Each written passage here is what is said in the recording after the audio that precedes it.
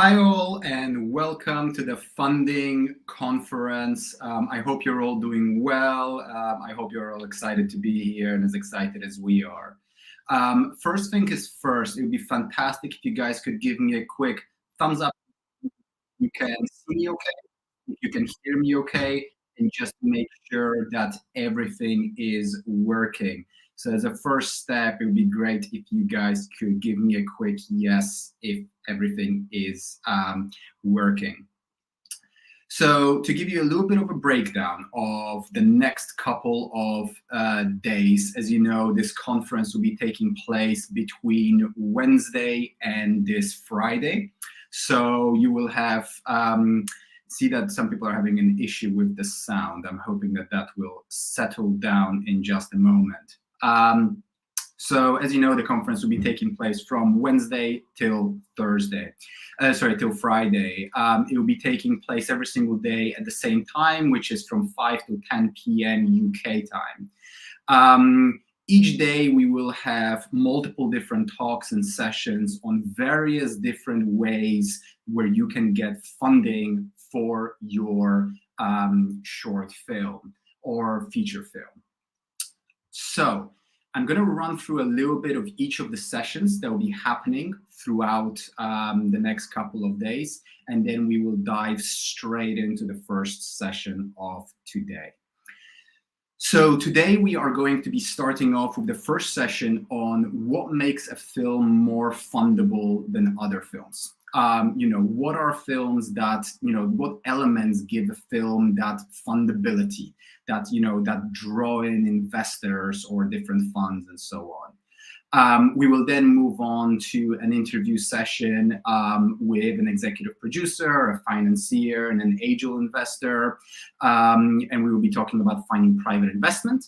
We will then have a third session with a freelance lawyer and consultant on how to get the chain of title and what contracts and legal documents you need to have in place in order to actually get a film funded and be able to do that from a legal perspective. And then finally, there will be a networking session at the end of today. Overall, on Thursday and Friday, we are also going to be talking a little bit about large-scale crowdfunding. We're going to be talking about different private funds, and we're going to have the head of 3 different private funds talking to us. We are going to be speaking to various different executive producers and producers, telling us exactly, what methods they use to fund films of various sizes. Now, we also know that equity is something that's, really, really difficult to get within films. So rather than just talk about private investment, we are also going to have some sessions on soft funding, how to use tax rebates, how to have, utilize different other government incentives, how to use product placement. We're also going to have a talk on pitching. So as you can see, the next 3 days are going to be packed with different talks that will be covering honestly pretty much every single aspect of getting your film funded. For anyone who got a specific course along with their ticket, that will be sent over to you next Monday. For anyone who got lifetime access to the recordings of these talks, this will also be sent over next Monday. Finally, for everyone else, if you are interested in the recordings of the talks, those are available on CineCircle Pro. And on CineCircle Pro, all of you can get a 1-month free trial of CineCircle Pro, which is exclusive to everyone watching this funding conference at the moment. We are going to be sending out, we've sent out quite a few links to those already, but we will be sending out even more links, and we'll be showing you guys some QR codes throughout this conference as well to give you guys easy access to those, because for you to get recordings of this conference, you would need to sign up for CineCircle Pro. Okay, so I am going to get started on the first talk. And let me just full screen over here.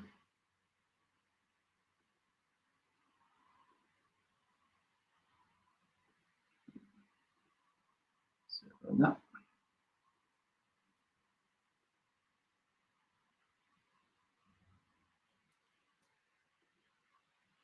Okay, so let me get started on the first talk today, which is possibly going to be, well, it's going to really create the groundwork for the rest of the event, because it's going to really show you, aside from just trying to get funding, it will really show you, okay, what do I need? What does my film need in order to get funded? If you don't have the right project, no strategies will help you get your film funded. So you really need to have the right project in place, or else no one is going to invest in your film. So let me just move on to, oh, sorry about that.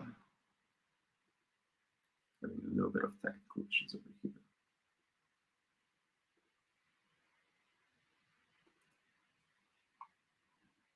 A little bit about me and why I'm here and why I'm leading this first session. So first of all, I am the founder of CineCircle. We have been running for about 7 years now, and CineCircle has been an organization that has been fully in place to help filmmakers learn the business side of the industry. All of our events, all of our courses are really focused on helping you turn what for most people is a hobby into an actual business or into a career. So all of our talks and all of our courses in CineCircle Pro and everything we do is focused on 3 major pillars, which is film funding, distribution, and career development.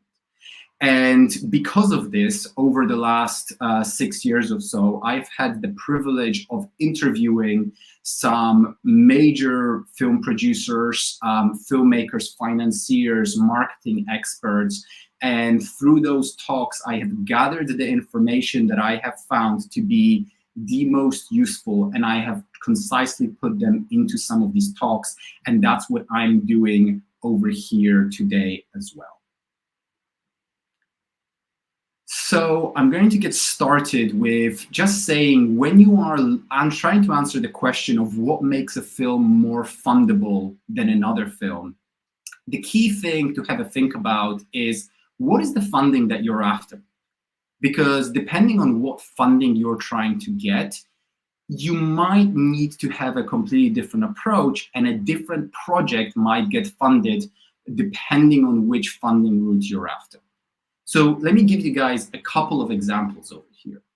First of all, if you're actually already in touch with a specific private investor for a low budget indie film, perhaps really the only thing that matters is, what do they care about?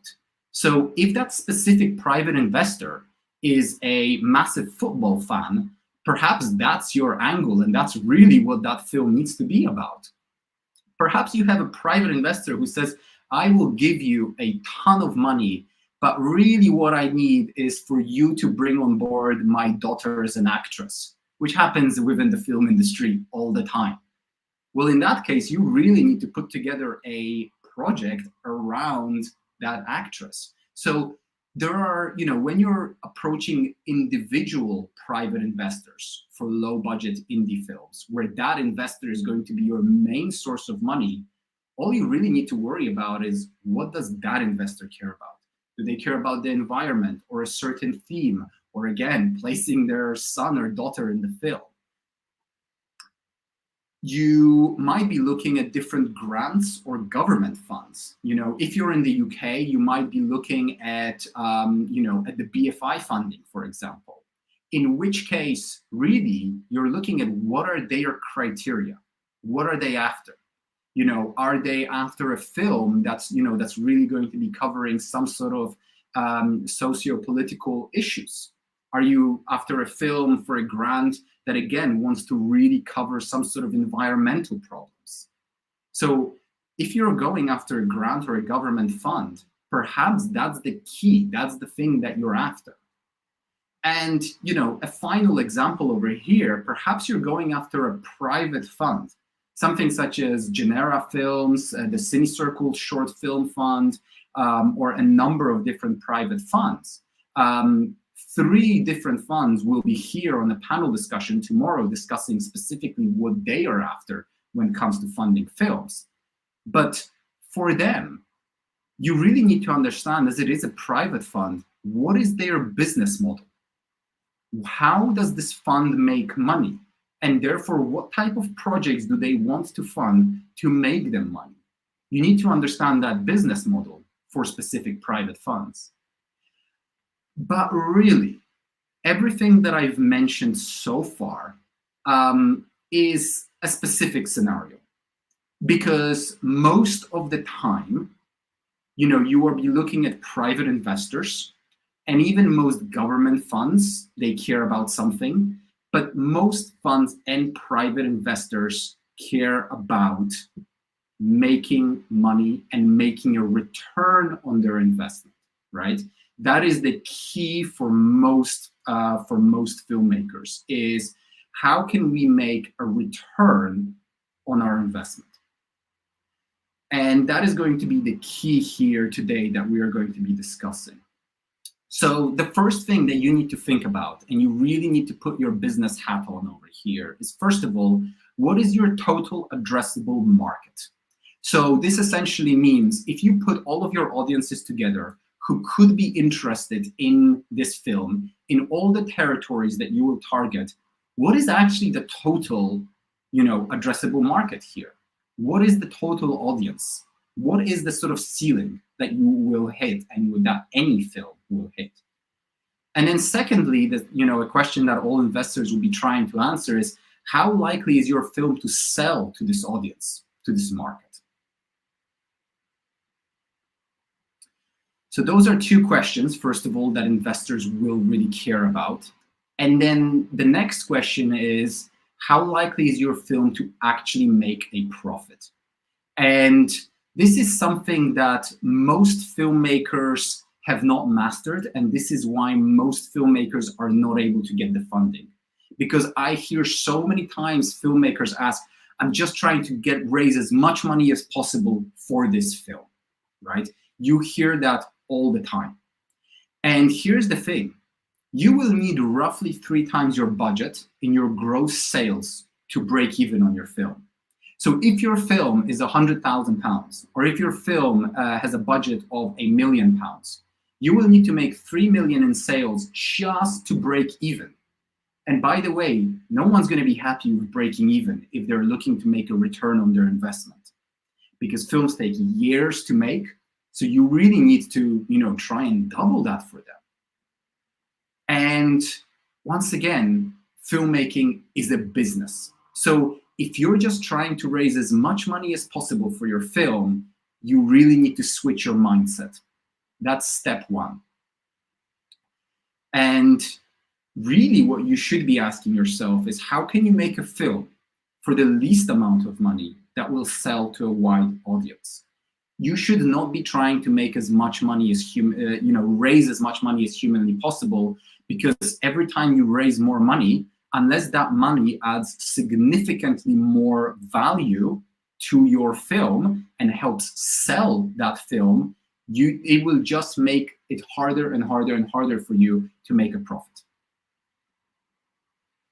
And I want to also leave you guys with a question of, what's the easiest way to get a film funded? And there's one simple answer, which is have a track record of making profitable films. If you have a track record of making films that make a profit, investors will keep coming back. You will be able to get the same investor on board your project infinitely as long as you continue to make them money. So you really need to switch your mindset from, I want to make the best film possible and therefore I need the most money, to, how do I make a profitable film? And that's kind of what the rest of this session is going to be about, is how do you make that profitable film? So the first thing is, you want to be able to increase your audience size. You want to be able to increase your market size. And one of the best ways to do that is to make sure that your film has an international appeal. If you're making a film in the UK and no one outside of the UK is going to want to watch it, you have a pretty limited audience size. And there are a couple of things to think about over here. The first one is the genre. So there are some genres that travel internationally and some that don't, right? So an example of this, for example, is comedies. Comedies don't travel internationally because what's funny in France, in French, is not necessarily going to be funny in English. What's funny in Chinese or Japanese is not necessarily going to be funny in French. And because of that, it's very, very difficult for comedies to travel internationally. On the other hand, horror is a type of film that sort of goes beyond verbal language. You do not need dialogue even to make a horror film scary. Therefore, horror films tend to travel internationally very, very well. So, the first question you might want to ask yourself if you're, making a big feature film is, what is the genre? And is it really going to travel internationally? Another thing to have a think about is the cultural relevance. So am I making a film that you really have to be British in order to understand this film, or you really have to live actually in Texas in order to understand this film, or in Canada and so on? You need to make sure that the film, if you want it to be for an international audience, it has that cultural relevance where it can be for an international audience, where an international audience will understand the film. Next, target demographic. So you want to make sure that your audience is not too narrow, but also not too broad, or not unnecessarily broad, pointlessly broad. And you really want to ask yourself, am I being too specific, or is it too broad? And what I mean by that is, if you make a film and you say this film is for everyone, this film is for 9-year-olds and it's for 60-year-olds and it's for 30-year-olds and 40-year-olds, it's for men or women, this film is for everyone. No one's going to believe you unless you have a specific reason why that film is the right film for every individual target age group, right? On the other hand, if you have a film that's really only for 18 to 21-year-olds, or something like that, it might be a lot harder to market it. And I believe this is why Disney and all of Disney's companies, Marvel, Pixar, etc., have done so incredibly well, and they've had so many massive box office hits, because they've managed to understand, how do we make a film that is specific and great for both a really young audience, but also really, really great and enjoyable for an adult audience? And if you can master that, then you suddenly can make a ton of money from that film. So if you think about Marvel films, superhero films, right? Those films are great for people who are, quite young. They are currently into superheroes, and they're great for all the people who are older, who still remember reading the comic books 30 years ago, right? And therefore, it is just as much a film. If you watch, Iron Man, it will be just as much for a 15-year-old as it will maybe for a 50-year-old. And the example over here is a film that I recently actually went to see in the cinema, called Inside Out 2. I'm sure some of you might have seen it as well, which is a film that on the surface looks exactly like it's just for kids. But the messaging and the actual things within that film are really, really adult themes that people who are 20, 30, 40 years old will all really, really appreciate. So have a think about how can I make a film that's really targeting various different age groups, but there is a different reason why it's going to be targeting a young audience and an older audience. It can't be the same reason. or that's where you're just going unnecessarily broad.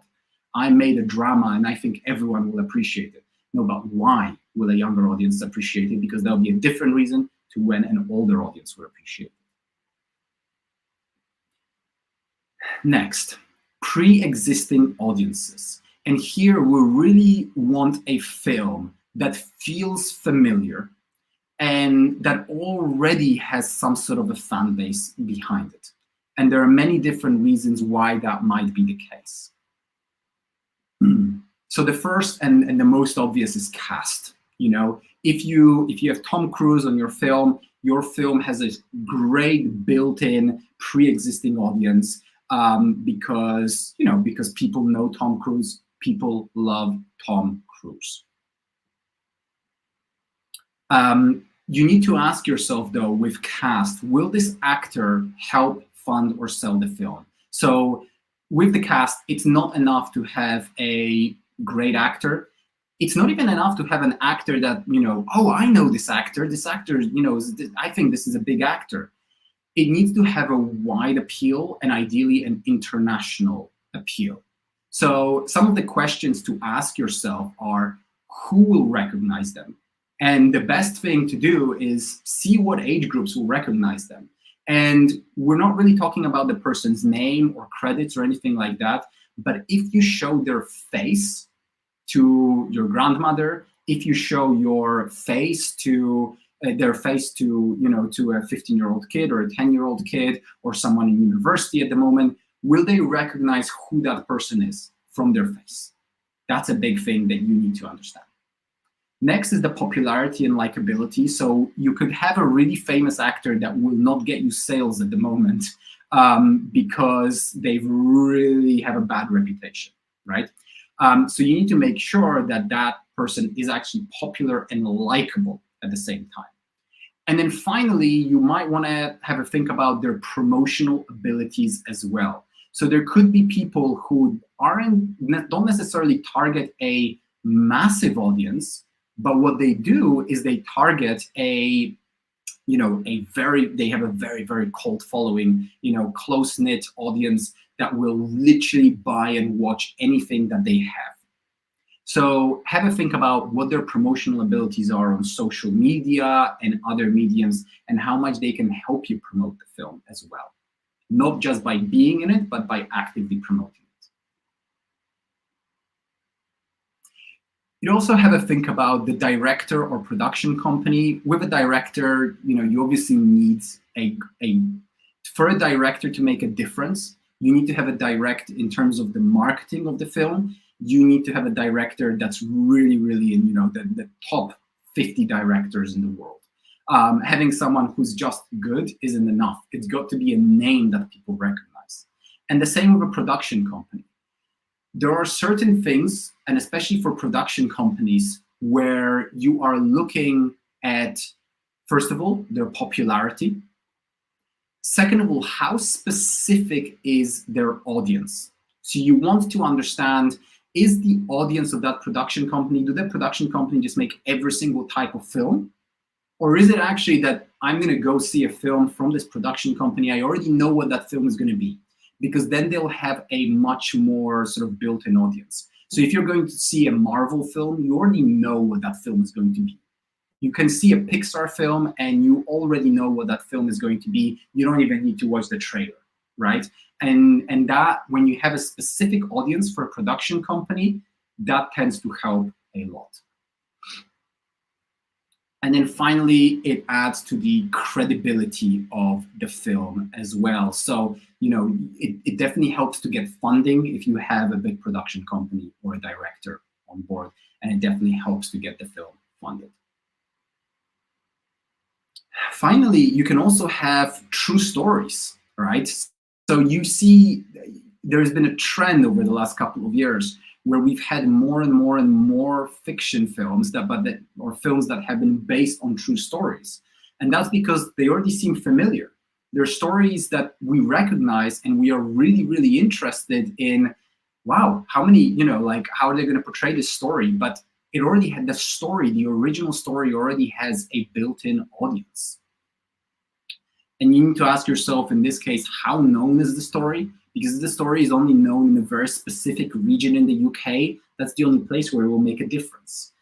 And you will also need to have a think about here, perhaps, will this audience help you promote the film? So if this is a story about, certain famous characters or say certain famous people, will those people help promote the film? Or will they be trying to hide the film because they don't want the film made about them? So have a think about, will people help you promote the film because it's based on a true story as well? Next, you've got adaptations. So if you're basing a film on a book or some sort of other original piece of work, and for that, obviously, you need to have a think about how popular is the original piece of work. You need to ask yourself, will the original fan base love it or hate it? Because once again, you could make a remake of a book and people can absolutely hate it and it will not do well. So you need to really, if you are basing something and adapting it, you need to make sure that you bring on board that original audience, or else they will fight against you. And then there are also sequels and spin-offs and so on. So what are other ways of, of bringing an existing audience onto another film? And again, Marvel has done this incredibly, where they continuously, bring the audience from the last series that they've done or the last films that they've done onto the next films by including those characters in the future films, so that when you fall in love with one superhero, you go see a film that's completely unrelated to that superhero because that superhero makes a 5-minute, appearance in that film and so on. So, sequels and spin-offs were great, but this tends to be on a much bigger budget. And I want to touch upon this idea of familiarity versus a unique selling point, because nothing scares distributors more than this film is going to be so original, no one has seen anything like it. As filmmakers, we love to be original, and we absolutely love to, create a film that's so unique. And you absolutely need a unique selling point. You can't make a film that's exactly the same as a previous film. You need a unique selling point, but at the same time, there's got to be something familiar about this film, because otherwise no distributor will touch it. If you say no one has ever seen a film like this again, distributors have absolutely no way of figuring out, well, then how much can I buy it for? I have no idea how much I'll be able to sell it for in my territory. So people love, distributors love to hear, this film is going to be like James Bond, but with this unique selling point. But it's going to be different like this. And then they can go, oh, okay, right, so I can, roughly take a look at this audience and that audience. So you need to make a film that's similar to something that's been done before, or at least has that point of comparison from something that's been done before, or else no distributor is going to touch it. And then also have a think about, I believe it's called sort of the red ocean versus blue ocean strategy. Red ocean strategy is when you're going into a field that's incredibly competitive, and blue ocean is a field or a new sort of product or film and so on that doesn't have much competition. And the reason why that's super important is obviously the higher the competition is, you need to ask yourself, like, how much competition will I have? The higher the competition, the higher your marketing costs, and the less likely that your film will stand out. So this is why dramas are really, really difficult to fund, because there's huge amount of competition. There's a huge amount of competition, and because of that, everyone knows that dramas are really, really difficult to sell. They don't have a massive pre-existing audience or built-in audience. They merge into this huge, massive pool. So dramas have a lot of competition. They're more difficult to fund. Next, have a think about trends. And trends are also really, really important to have a think about. And they can make a film way, way easier to fund.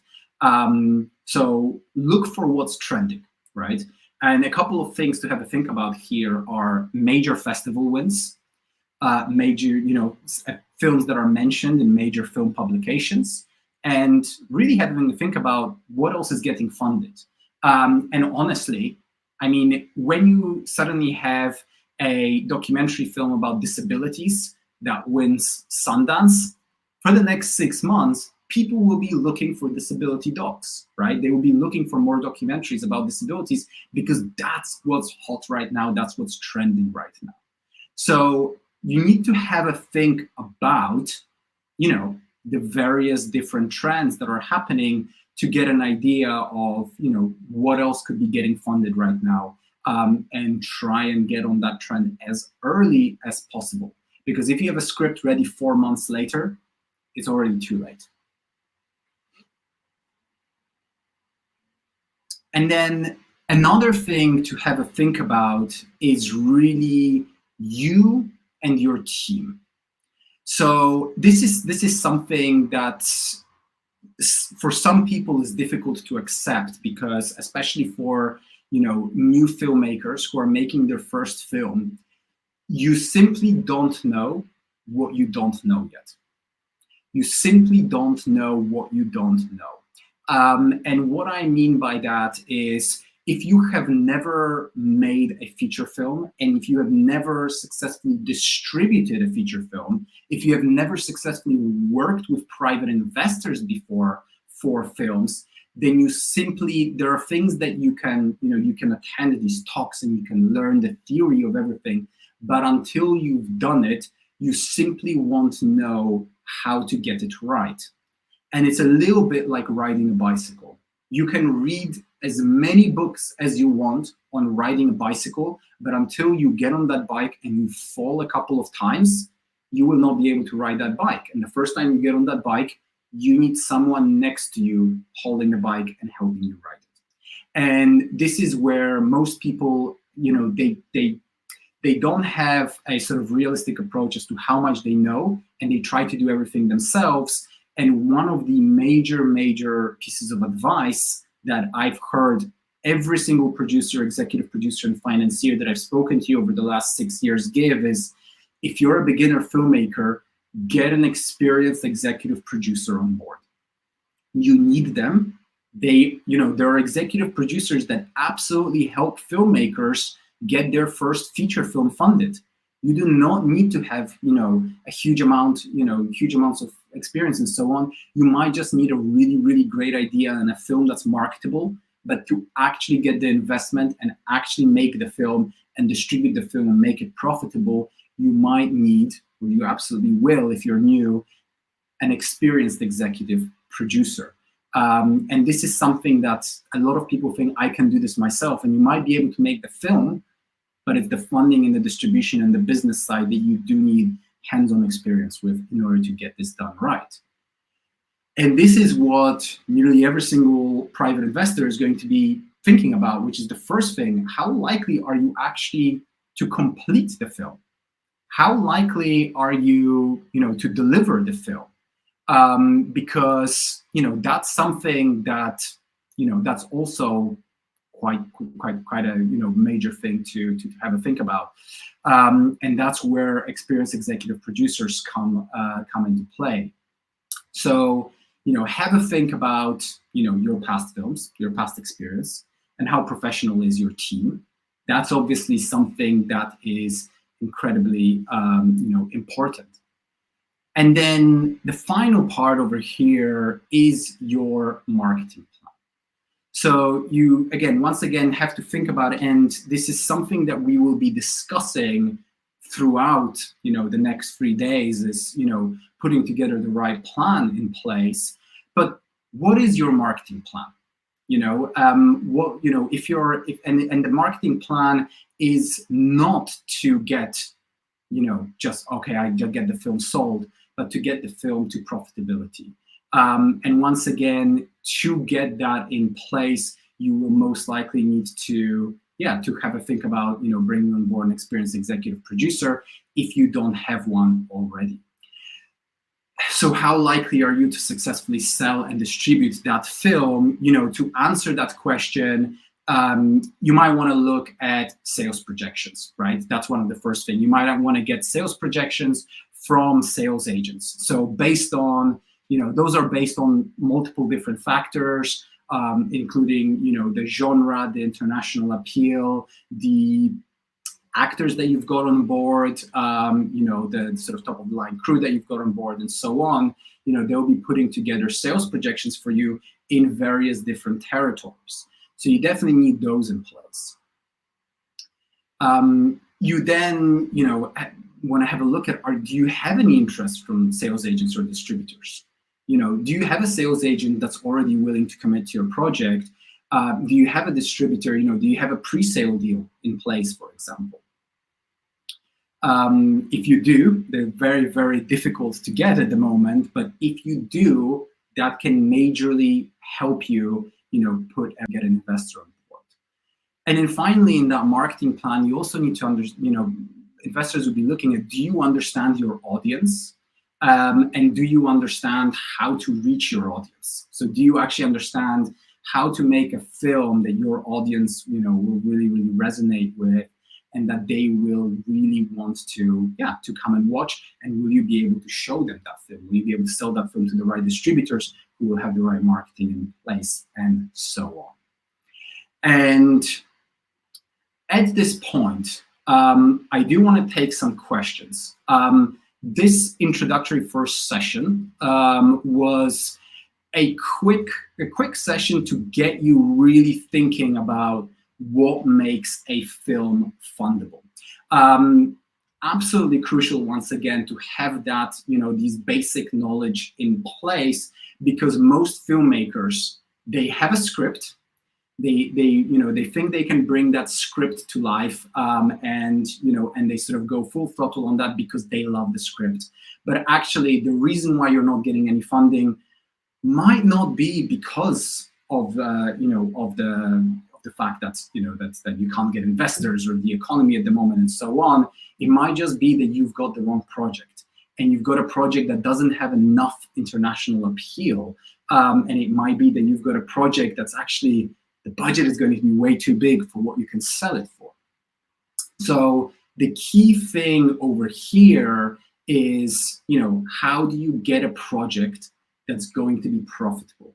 And once again, I've said the word profitable multiple times, because you would not believe how many times I see, people saying that they are trying to raise as much money as possible. We had a very, very interesting talk in our conference last year with a producer called Aaron Kuntz, who was, he said he's made, I believe it's 18 features at this point, and every single one, except for one that's broken even, every single one has been profitable.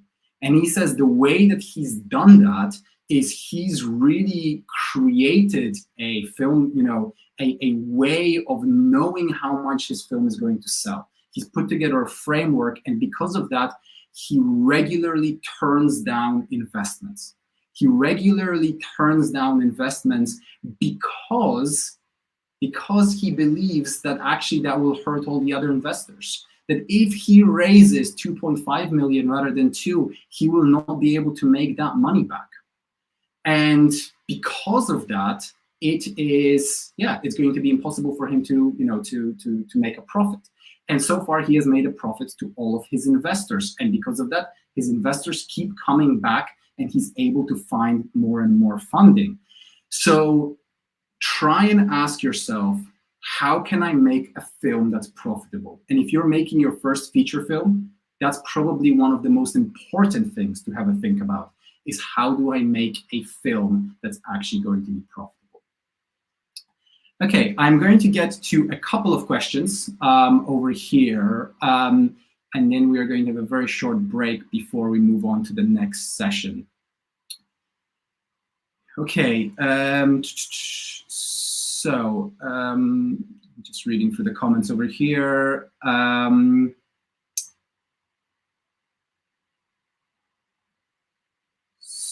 So, will you talk about specific funding arrangements that countries provide if a certain percentage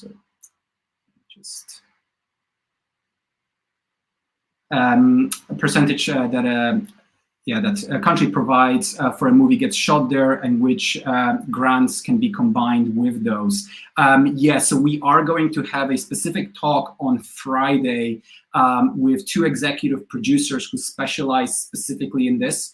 So what they actually put together is a plan for which country is the best country for you to be able to shoot your film. And they look at tax rebates specifically within those countries. They look at the cost of all the supplies within those countries. They look at potential deals you can make with the tourist boards and the government agencies within those countries as well.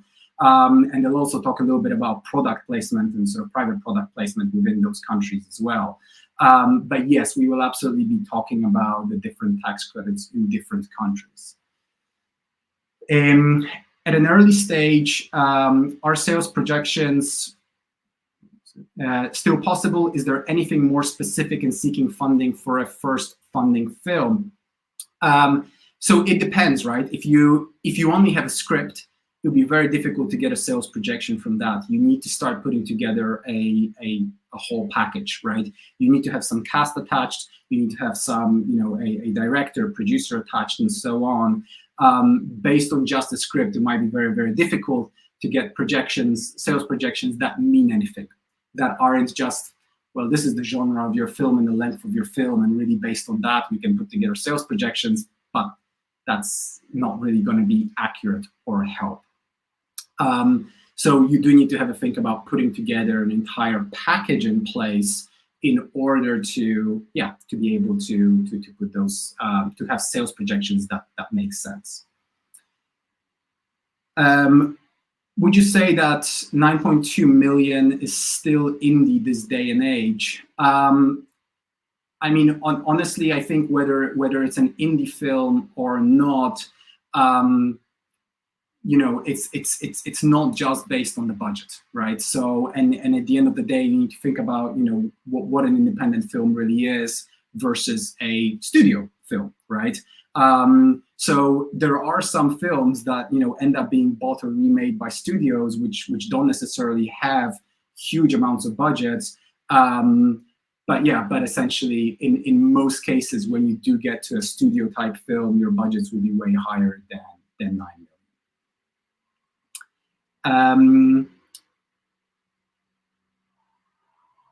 Right. At some point, would you be able to break down what the whole package consists of? A checklist, maybe.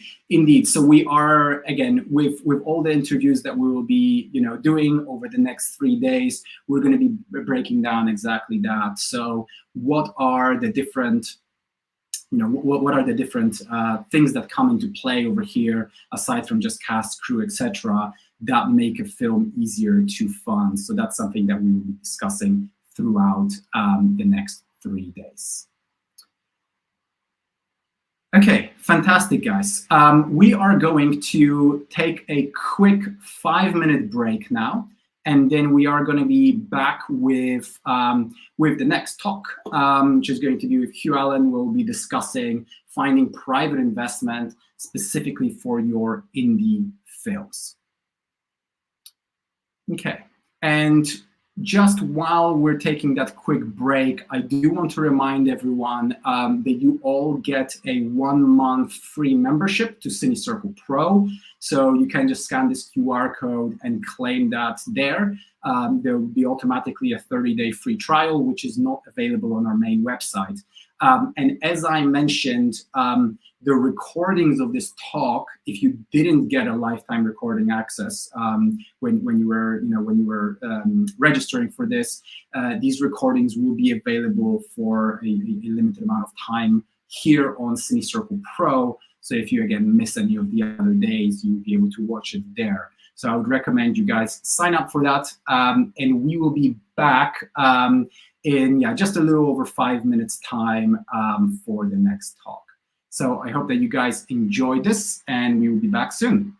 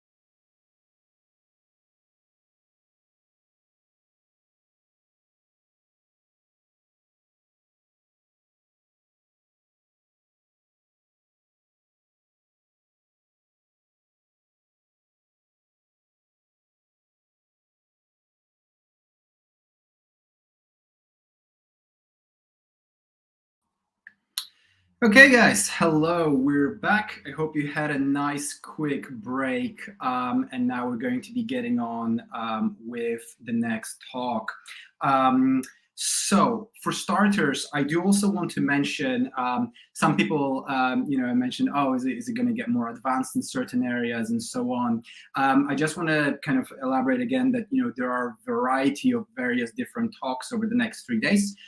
You can see the schedule of all the different talks and what they will be, consisting of, either on our website or on Eventbrite. So if you just type in Global Funding Conference Semicircle into Google, you will see some of the top results. There will be mainly on Eventbrite, where you can see the full schedule. Okay. But for now, let's move on to our next talk, where we are going to be, speaking about how to find private investment for your film. And by the way, there will be quite a few different talks with different various people on how to find private investment for films. And what I always find interesting in these conferences, where we have various different producers and financiers talking about finding private investment, is that people tend to have different opinions about this and how to make things work. And I think what's really, really interesting is actually seeing, from various different angles, who believes what, why do they believe it, and that's a little bit about what we're going to be trying to figure out over here. So we are going to get started, and I would love to introduce Hugh Allen. So I will bring you to the stage now.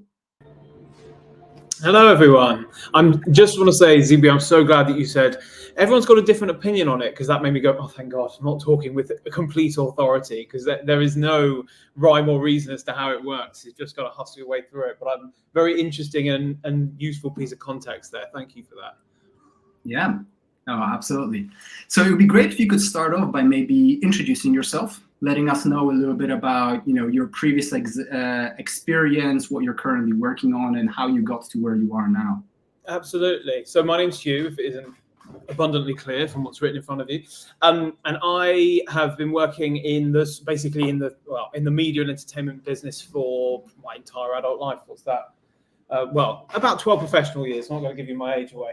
But basically, yeah, I started out working theatre. I then ended up moving into actual film production, and that was long form, short form, documentaries, commercial stuff. I then moved into working within the advertising sector, but within the film production movement from there.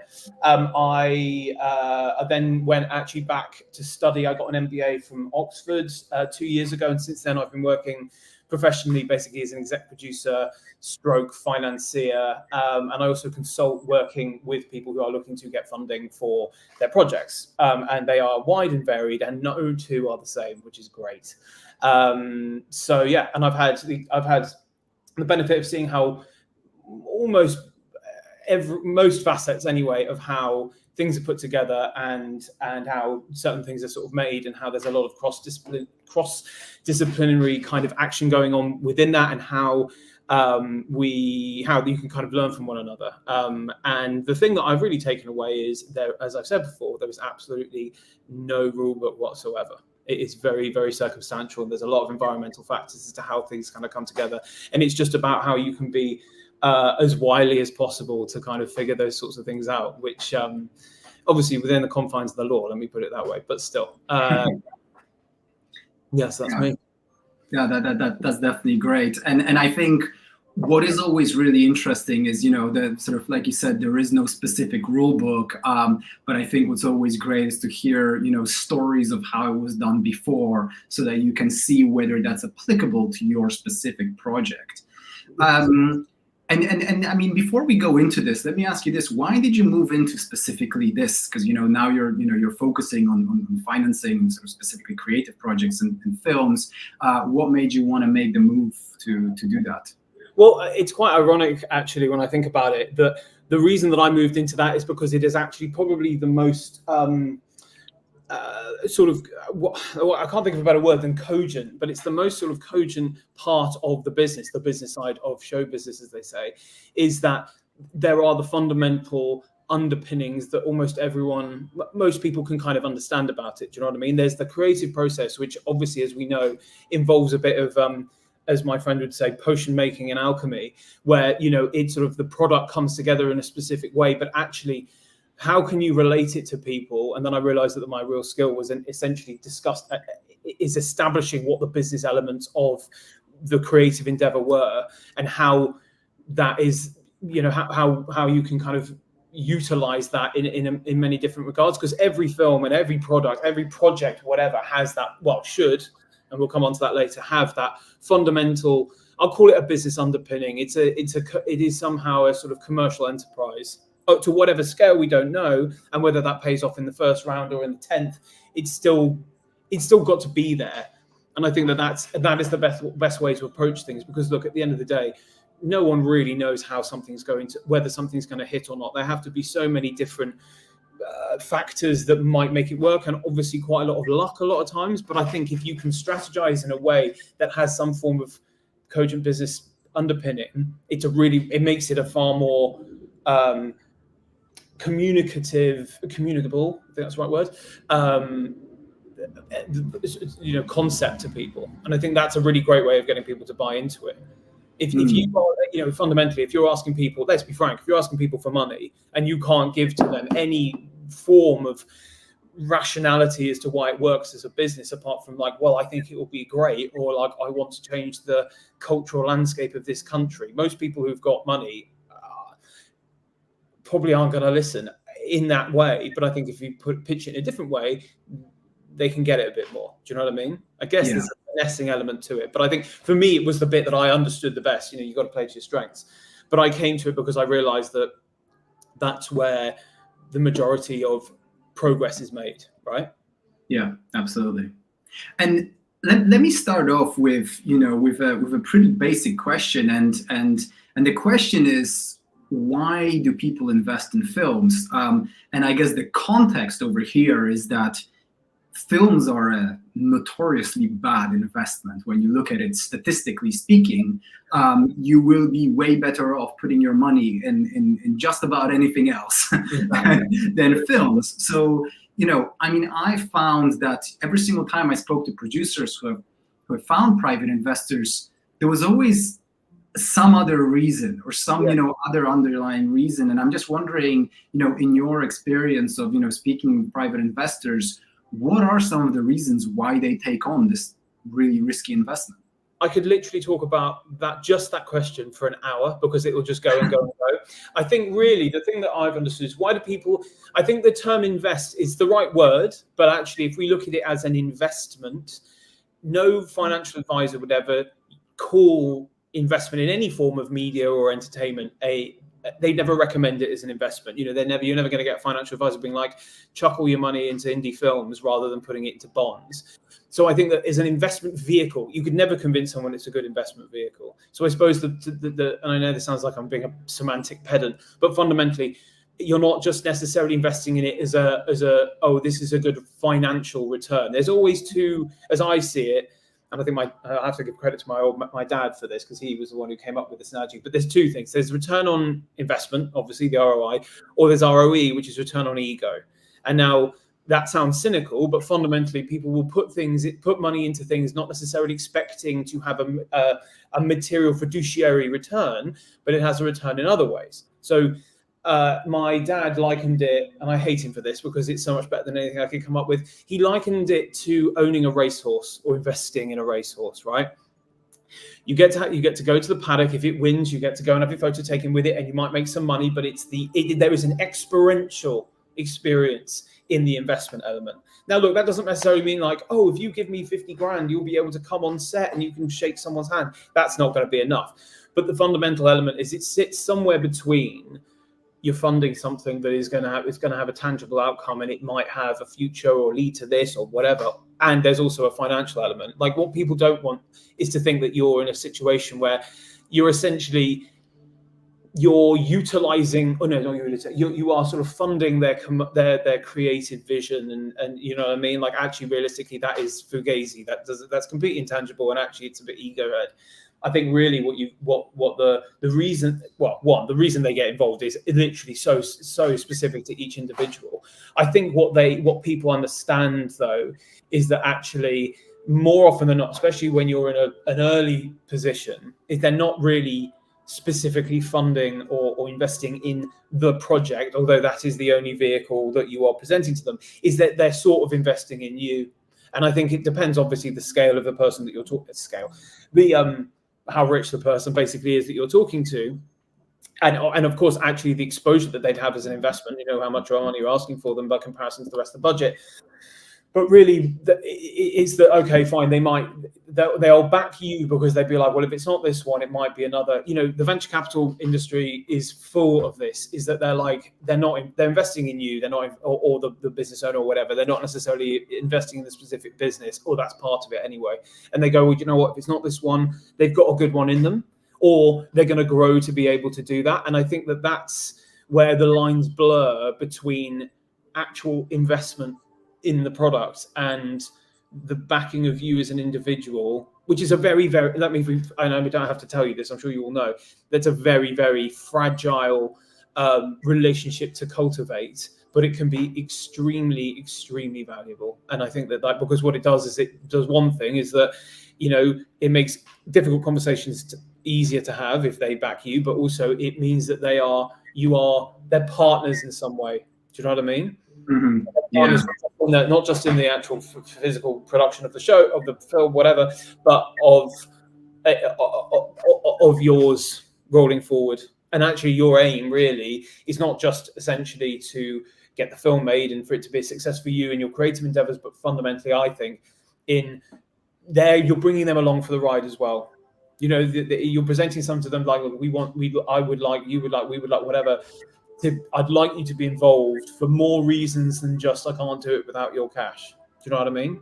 Yeah, absolutely. And I think you've summarized it here so well. And this is a concept that I teach a lot with film crowdfunding, which is that people don't support the film campaigns, they support the people behind the campaigns. And it's just as true as that in investment, not just in film, but actually all investment in companies. You invest in the founder, you invest in the creator, you invest in that person, because ultimately it's that person that's either going to deliver or not. I completely agree, and I think I would second that and say that you're really in a situation where they're coming to come along with the ride with you, but also the more that you can present it, the more that you are basically saying to them, I understand the business concept of what it is this is, that is going to reassure them that it will almost sort of de-risk the situation for them, where they're like, look, there are a lot of variables here as to whether this is successful or not. But the fact is, you're not coming to this as, screw you, I'm going to make my film and you're going to pay for it. You're there going like, look, I'm very much these people, let's say they've made a lot of money or they have a lot of money. They probably didn't do that by not being successful and not understanding the business underpinnings. And then when you do that, you come to them as, I don't want to say as an equal, but they're not, it makes the relationship more equitable. And I think that's very, very, very, that's probably the most valuable thing you can have, actually.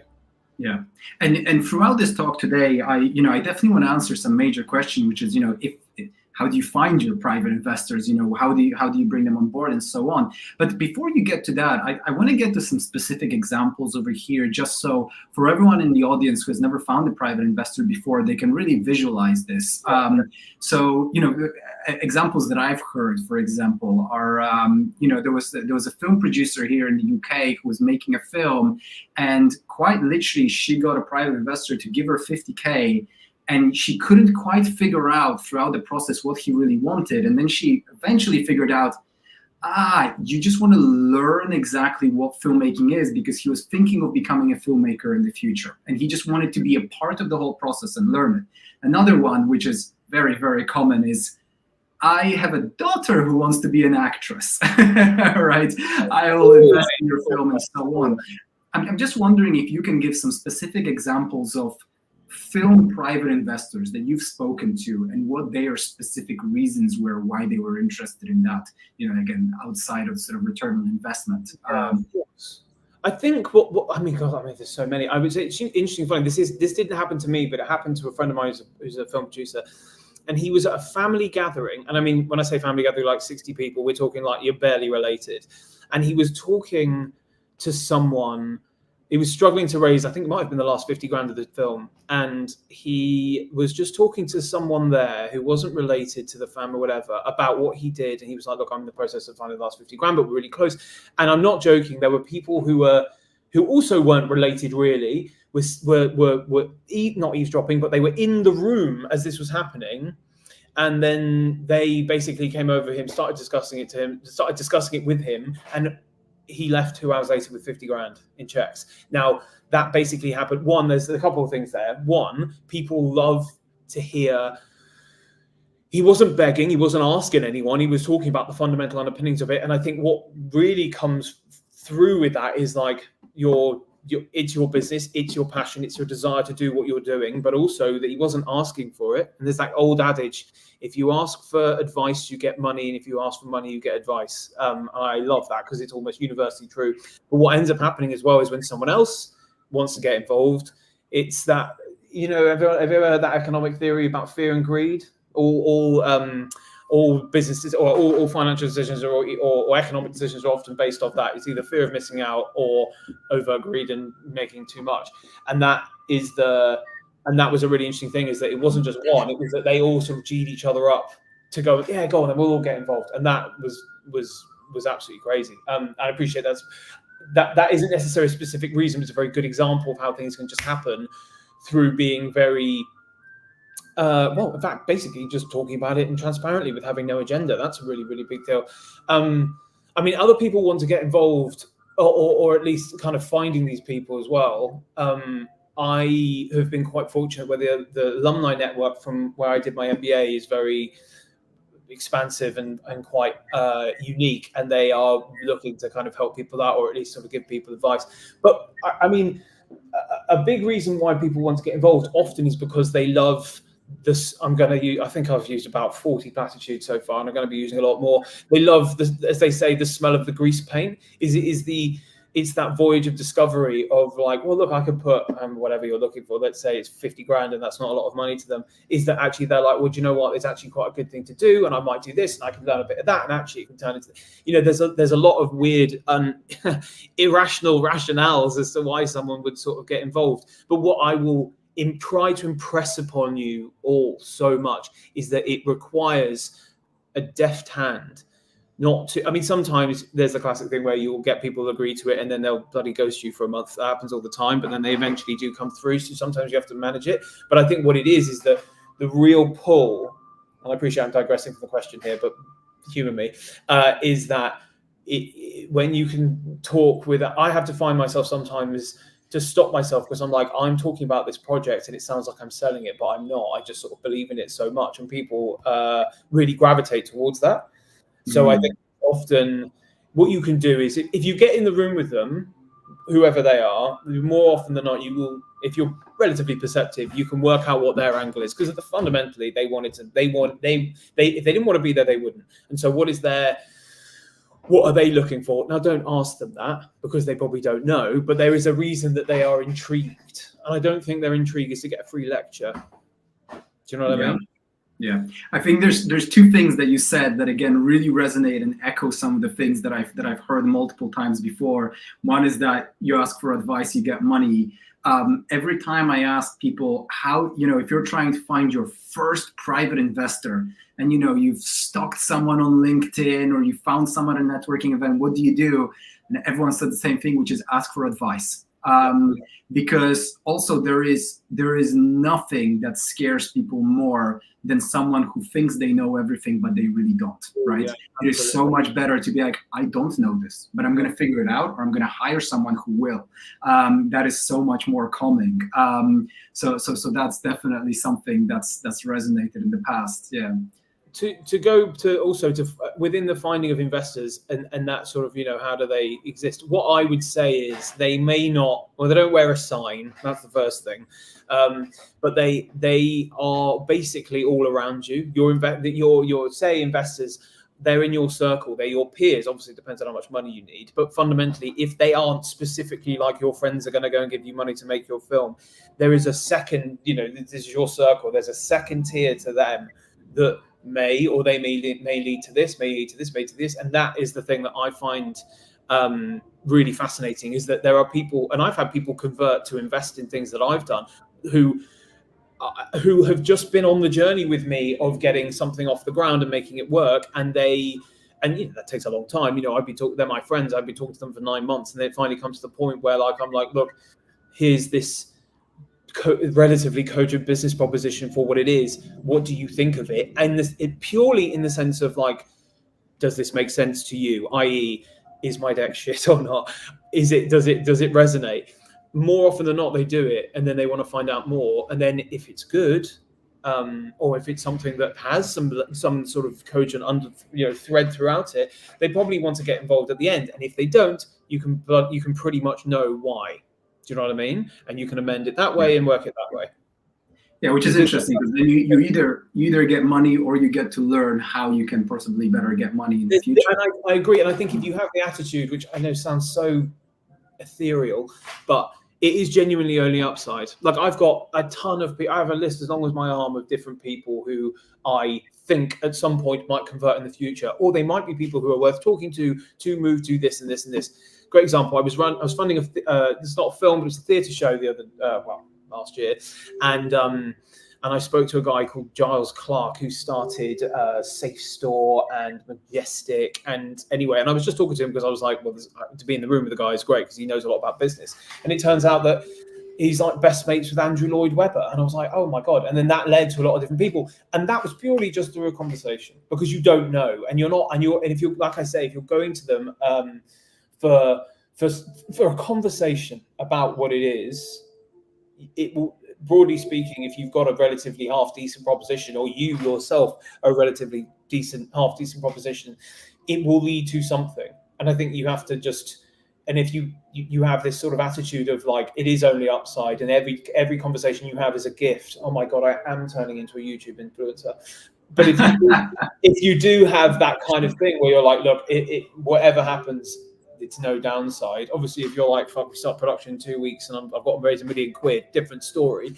But broadly speaking, you have to be playing it for the very, very, very long game. You have to be like, there are people that you can meet in 5 years' time that could get involved once you've scaled up, or once you've done this, or once you've done that. That's the way that I think you have to approach it. Yeah, you will have a heart attack if you don't. Like, it will kill you. You'll just hate every minute of it. But also, that's what also I think genuinely keeps it quite exciting, because you're like, I have this thing, and that sits really well with this person because they're really into art or Baroque music or whatever. Do you know what I mean? Yeah. And do you then, it sounds like you agree with this concept that rather than trying to find a private investor for a specific film, which I think a lot of people in the audience might be trying to do, where they're like, I've got this film, I need a private investor for this film. Tell me where to find them and how to get them on board. Rather than thinking about that, it's how do you build up a network of people who can be private investors for your film for the duration of your lifetime, right? And on that topic, kind of moving into how do you find them? And I think it's becoming more and more clear that this isn't a specific place where you stalk someone on LinkedIn and you send them a message and they'll reply, hey, yeah, I totally want to invest, here's a pitch deck and so on. But maybe the better question, how to find private investors for people who, might not be, might have not gone to Oxford, might not have that alumni network, or, might not have rich parents who have a big network. If you're starting from scratch and you quite literally don't really know many people around you who have money, how can you build that network, right? Where can you go? How can you start to talk to people or build that network from scratch? I think that's a really good question, and I'll be honest with you, I don't think there's a perfect answer to it, because I honestly, as soon as we talked about this, and I've been racking my brains for about 3 months, going, where are these bloody people? Where do they live? I think it kind of goes back to what I said before, which is essentially the sort of there's an element of networking. There's these things. I mean, these are really helpful, but there's also the element of that, like the 3 or 7, I can't remember how many separate degrees of separation that exist that can be really valuable. That basically it's that someone knows someone that knows someone. the way that works, the wider your sort of circle or network is, I mean, again, it's like a law of probability, isn't it? Is that you expand it. I think I have a slight not issue, but the reaching out to people on LinkedIn. Like, I get requests daily, and almost all of them are just hopeless. And I've got to the point now where I just don't bother. And I think that the difficulty with going in blind to because basically what you're doing on LinkedIn is you're emailing someone and going like, "Hi, you look like you've got cash. I've got something that's really great and I need it. Do you want to talk about it?" Would you approach someone in a party that way? Do you know what I mean? Like this, it's very transactional, and sometimes it has to be. So you know what? So on the flip side of that, how would you want someone to approach you on LinkedIn? Well, I think first thing, because I approached you on LinkedIn and we ended up having a conversation, but I think that was very different. Very different. What I find, and I know maybe I have some weird rule of principle here, it is that sense of like, if someone comes to me and says, "Look, I've got this thing, I'd like to talk to you about it," because, and look, obviously I have a specific role within the industry, so it is different, but like the way that I like people to approach me, and I think actually my rule of people who I do talk to are people who basically will come to me and go, "Look, I've got this thing," and I go almost like, "I want you to troubleshoot it," or "I want to talk about it with you because I'm trying to get it made." That's very different to being like, "An investment unit's 50 grand, cough up, son, please." Because I'm one, it massively puts you on the back foot, and it makes you go, "Well, look, okay, I'm going to interrogate the hell out of this." But I think the big thing is that actually you're getting to have a relationship with someone, you know, whether it's in the industry or in some capacity as people. You know, people who have I'm obviously on a theatre trip right now, but people, there are a lot, you know, theatre investment, or, you know, you look at a friend of mine worked for a really big theatre producer, and two of his biggest producers were like investors were dentists in New York, and it's like, and in my head when he told me, I was like, how did these two dentists end up, you know, a bizarre sort of set of circumstances, but it does come through laying the groundwork of basically picking out to the people that you know initially, and then from there, and that's not easy, and it has taken me a very, very, very long time to kind of get to this point, because I've been working on this very protracted way of doing things for my entire sort of working life. It took me 10 years of building up industry connections and understanding how it is to now slightly get into, am I in my stride? I don't know, but like it takes some time. I think the general thing is to have a couple of things up your sleeve, to either they're projects or they're things you're trying to get off the ground, or even that you're in development and working on. I mean, genuinely, the thing that I find most useful is there are connections that convert, and sometimes it takes 5 years, or if there's a project you're like, "Look, this is where it's at right now. I've written the script. I think it's great. I'm just letting you know about it. I'll feedback later." You may never hear from these people again, but like, you know, if it goes from, "I've got this script, I've actually got this producer attached now, we're in the process of talking to this person," and then as they see the active development of it, they don't feel like they're basically being milked like cash cows. There's an element of development, but there's an element of ownership in some way, but they're seeing the journey happen. And then you might get to the point where they're like, "Look, I just can't do this." That's fine, but you've also done a lot of groundwork on cultivating that kind of relationship. I'm going to try and return back to the original question that you asked, because I realize it sounds like I'm being evasive and really unhelpful.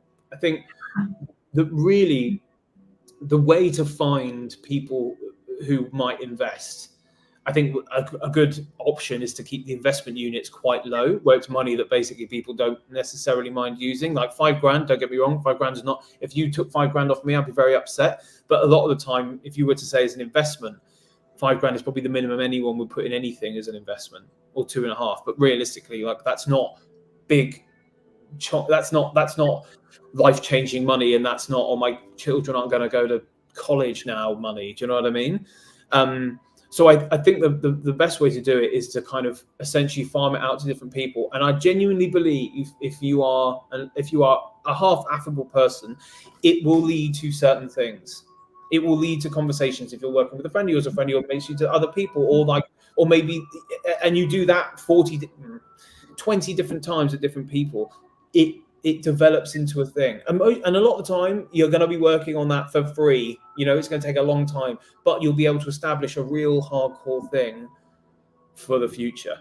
And I think that's the main thing. I think you have to be looking at it in a long term thing, because fundamentally, yeah, you might want to get this film made, but what do you really want? What you really want is to have a career, and you want to be able to be making films more and more regularly, or as much as possible, where you have that network to pull them out. I think if you just look at it as one project or one and done, then fine, but it doesn't, that you're just sort of missing the point there in some ways. Does that make sense? Yeah. I'm not sure if that answers your question, though. I'm sorry.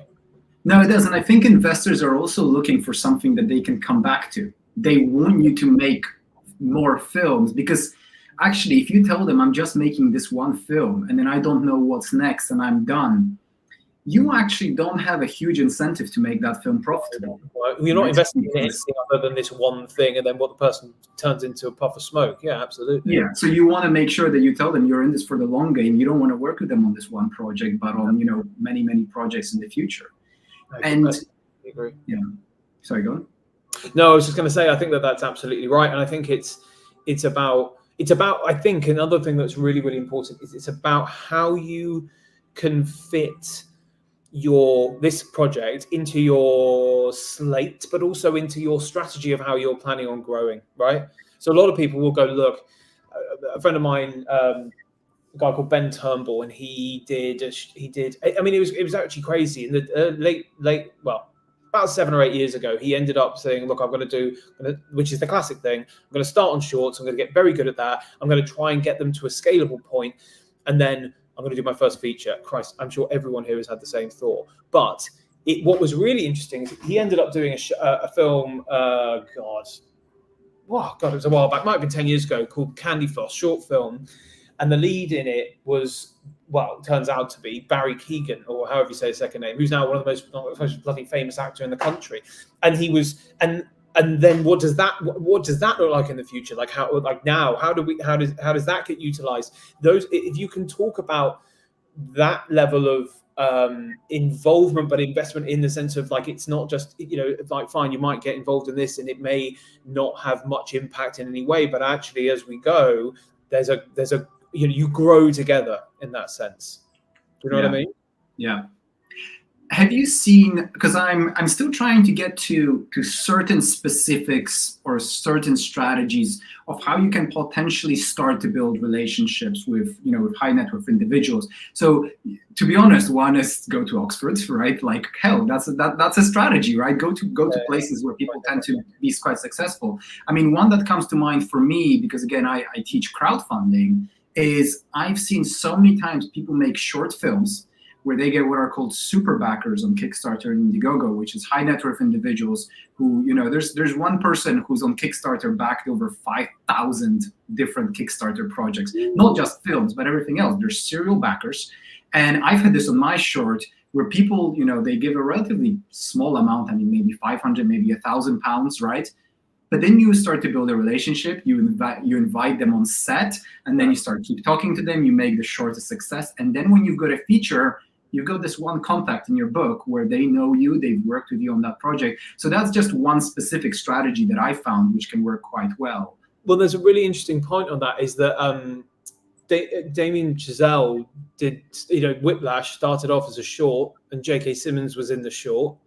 And J.K. Simmons, then basically the short came out and he did quite well at festivals, and J.K. Simmons basically was instrumental in getting that funding and the distribution deals for it to be turned into a feature. And then it was a monster. It was his first film. But like that kind of, and I don't know whether we could say that Damien Chazelle would go, oh, that was my plan all along. But fundamentally, he put himself in a position where that could be facilitated. And, big actors do small films, like they do short films, they do little things because it takes 2 days of shooting. They like to be involved, they like to cultivate the this and the that, but also they can, if it's you don't know where that can lead. And I think that's another really, is that a strategy? Hire famous actors.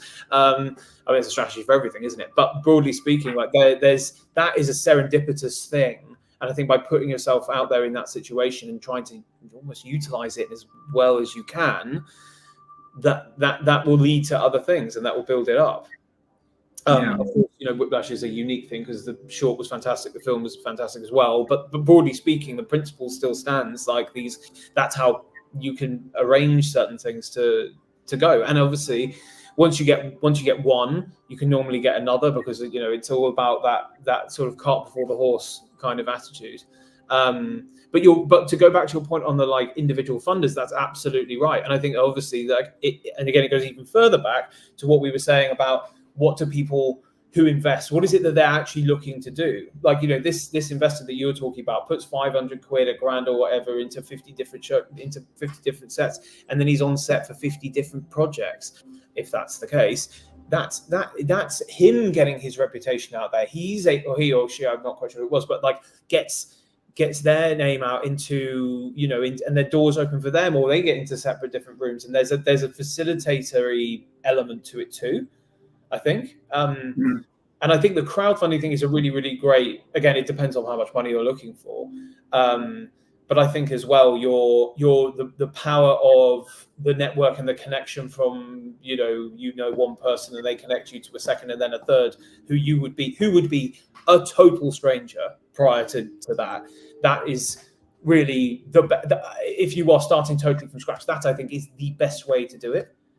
And hustling as well. Look, okay, I know I gave a bit, I've shat on LinkedIn a little bit just then, but I think that there is a way to do it where it makes a lot of sense. Do you know what I mean? I think and I think that again, it's about a lot of creatives aren't business people. And I think the greatest creatives, all the great film directors are very shrewd and business-minded. They understand that there is not just a kind of like, well, that's the producer's job. You can find the money. I'm fine. I'm just going to focus on on the script and the camera work. Well, no, they're always trotted out because it's important, because fundamentally that's what they're getting involved in.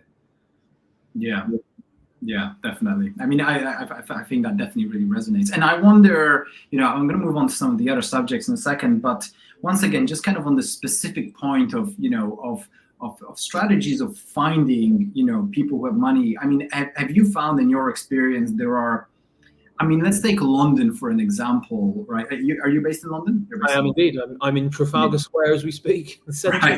Right. But I think we can maybe focus on that, but it can be anywhere else. I mean, have you found that there are specific events that you can go to where you can meet these type of people, or have you found that filmmakers have put on events, for example, that have attracted specific people, whether it's executive producers, whether it's more high net worth individuals, or just people who are keen in, investing in these kinds of films? Well, I mean, look, film festivals are a fantastic place to go en general. One, to see, obviously, naturally see other people's work. And if you can make something and take it there, I tell you what, that's why they exist, right? That's why film festivals exist, is that basically gets people exhibit their work and they get people who've got money to come and think they want to back it. So obviously, what's my advice finding investors? Make a film and put it in a film festival. That's very unhelpful. But I think a lot of the time holding events, you're right, like screenings is a really great example. A friend of mine put a screening on at the Prince Charles Cinema, which is just off Leicester Square. And almost half the people in there were essentially people that had either been invited or had heard about it and then turned up. And that turned into this, turned into a bit of a piss up as well. But that turned into a massive schmooze fest, basically. But again, it's a sense of like, if they hadn't done that, it would still be relatively anonymous. Now, look, there's a lot of capital expenditure to do that. Don't get me wrong. But then I guess if you frame it as a level of investment in the future, then you can kind of quantify it.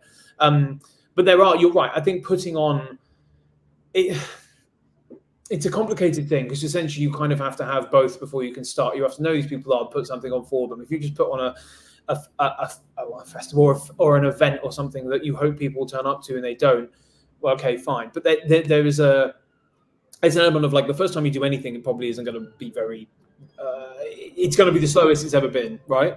Broadly speaking. And I think if you can kind of like, if you can, again, and go back to it's playing the long game story, but if you can kind of do that and you can say, well, look, I'm going to do this, I'm going to put myself out there and blah, blah, blah, blah, blah, it will genuinely attract people in some guise.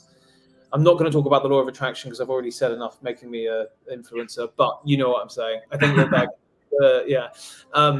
but there is an element of like, the friend from Liverpool calls it getting your grid out there. But essentially, you're having a go and you're out there and you're pushing forward.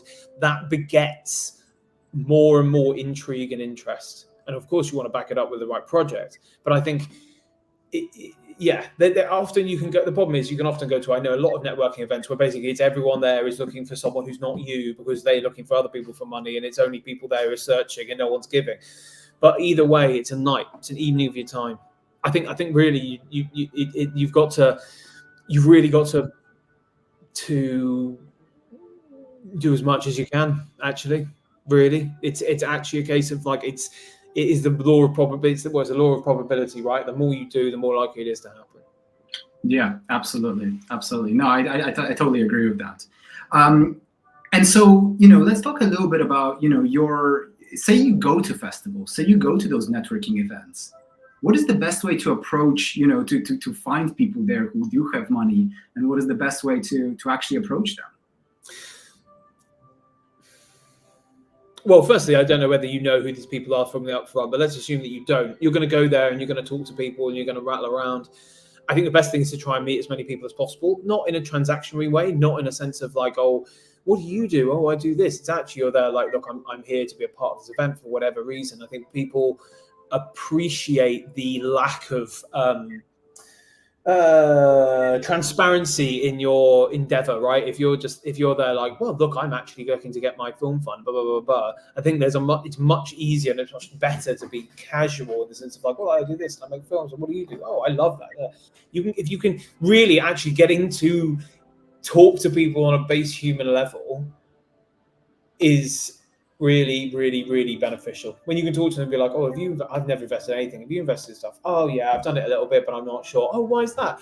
Well, because I don't really all that sort of stuff is that when you're communicating with them as on the level, that really is when you can kind of unlock a lot of different things, I think, rather than basically being like, well, look, I think essentially there's the classic adage of like, you always talk about money last. I think actually, if I met this person, you can imagine them afterwards being like, I met this really, really interesting guy and he's written this script and he's in the process of doing this. And, we didn't really, blah, blah, blah. Because you don't have to have them convert in the room. You don't have to leave there with a hat full of checks. Do you know what I mean? You can, like, how do you meet them at a festival or an event or whatever? I think broadly speaking, I don't want to be mean, but that can't really be taught. Like actually, how do you?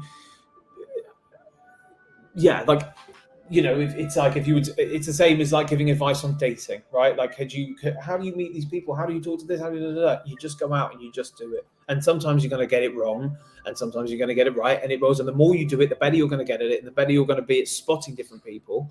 And working the room. It's really good if you do it with someone else as well, because you can play off each other. I do that all the time with my business partner.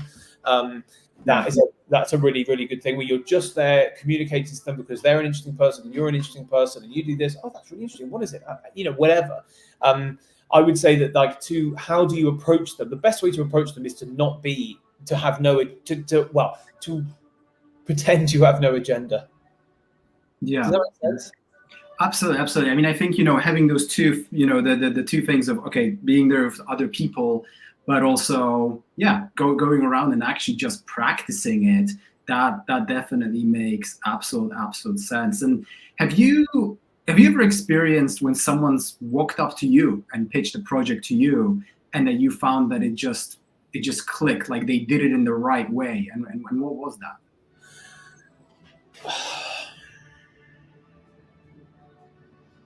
I was going to make a point. Sorry, just as you're saying that, I might turn off my my video just for a moment because I think my computer is just completely frozen right now. So everything's frozen for me. But if you continue answering that question, I will be. Of course. Have I ever had someone come up to me and pitch me something that kind of works? I have actually had people come up to me and pitch, for want of a better term, in that way.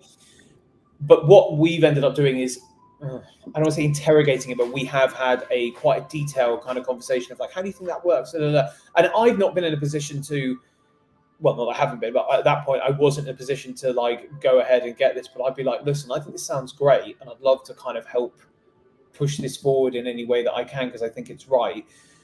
That I think is actually the main, and it's a really interesting thing because you're making me think about the last thing that I said, which was about how when you meet people, there's no bloody downside, because at the end of the day you can go to an event and meet someone and okay, fine, there might be another filmmaker like you, but they're looking for funding and they didn't get it there and you didn't get it there, and you go out for a drink afterwards and you go, look, how is this working for you? How do you do it? you get ideas off them, you can brainstorm together. That again is another fantastic kind of opportunity within that to kind of work out, or they know someone who does whatever. I have found people who come to me and we talk about what they're doing. If it's good and if it's intriguing, we really end up getting into it and kind of figuring out what's the angle here.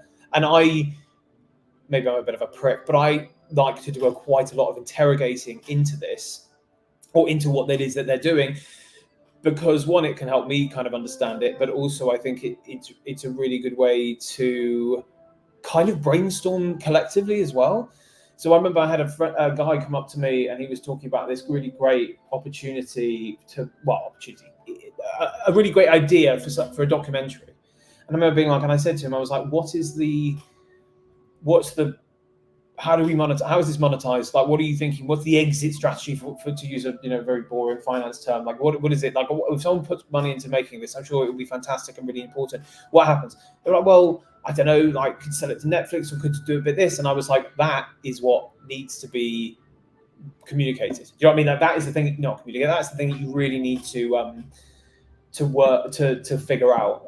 And I wasn't, I think that again, I now know him and we're not working together, but we're in the process of kind of building that relationship. And I think that that's the thing. And I know people that might be interested in what he has to do, but once it's conceptually kind of actually put in a much more coherent term, because also it's not necessarily about, I don't have any sort of contacts at Netflix specifically in the thing, but I know people who do, and then you can kind of go from there from a commissioning standpoint. And it's that sort of, nothing's ever linear, right? It always does this windy back and forth. And I think that is how you have to approach things, is that actually it will sneak up on you by just being genuine and authentic in what you're looking to do.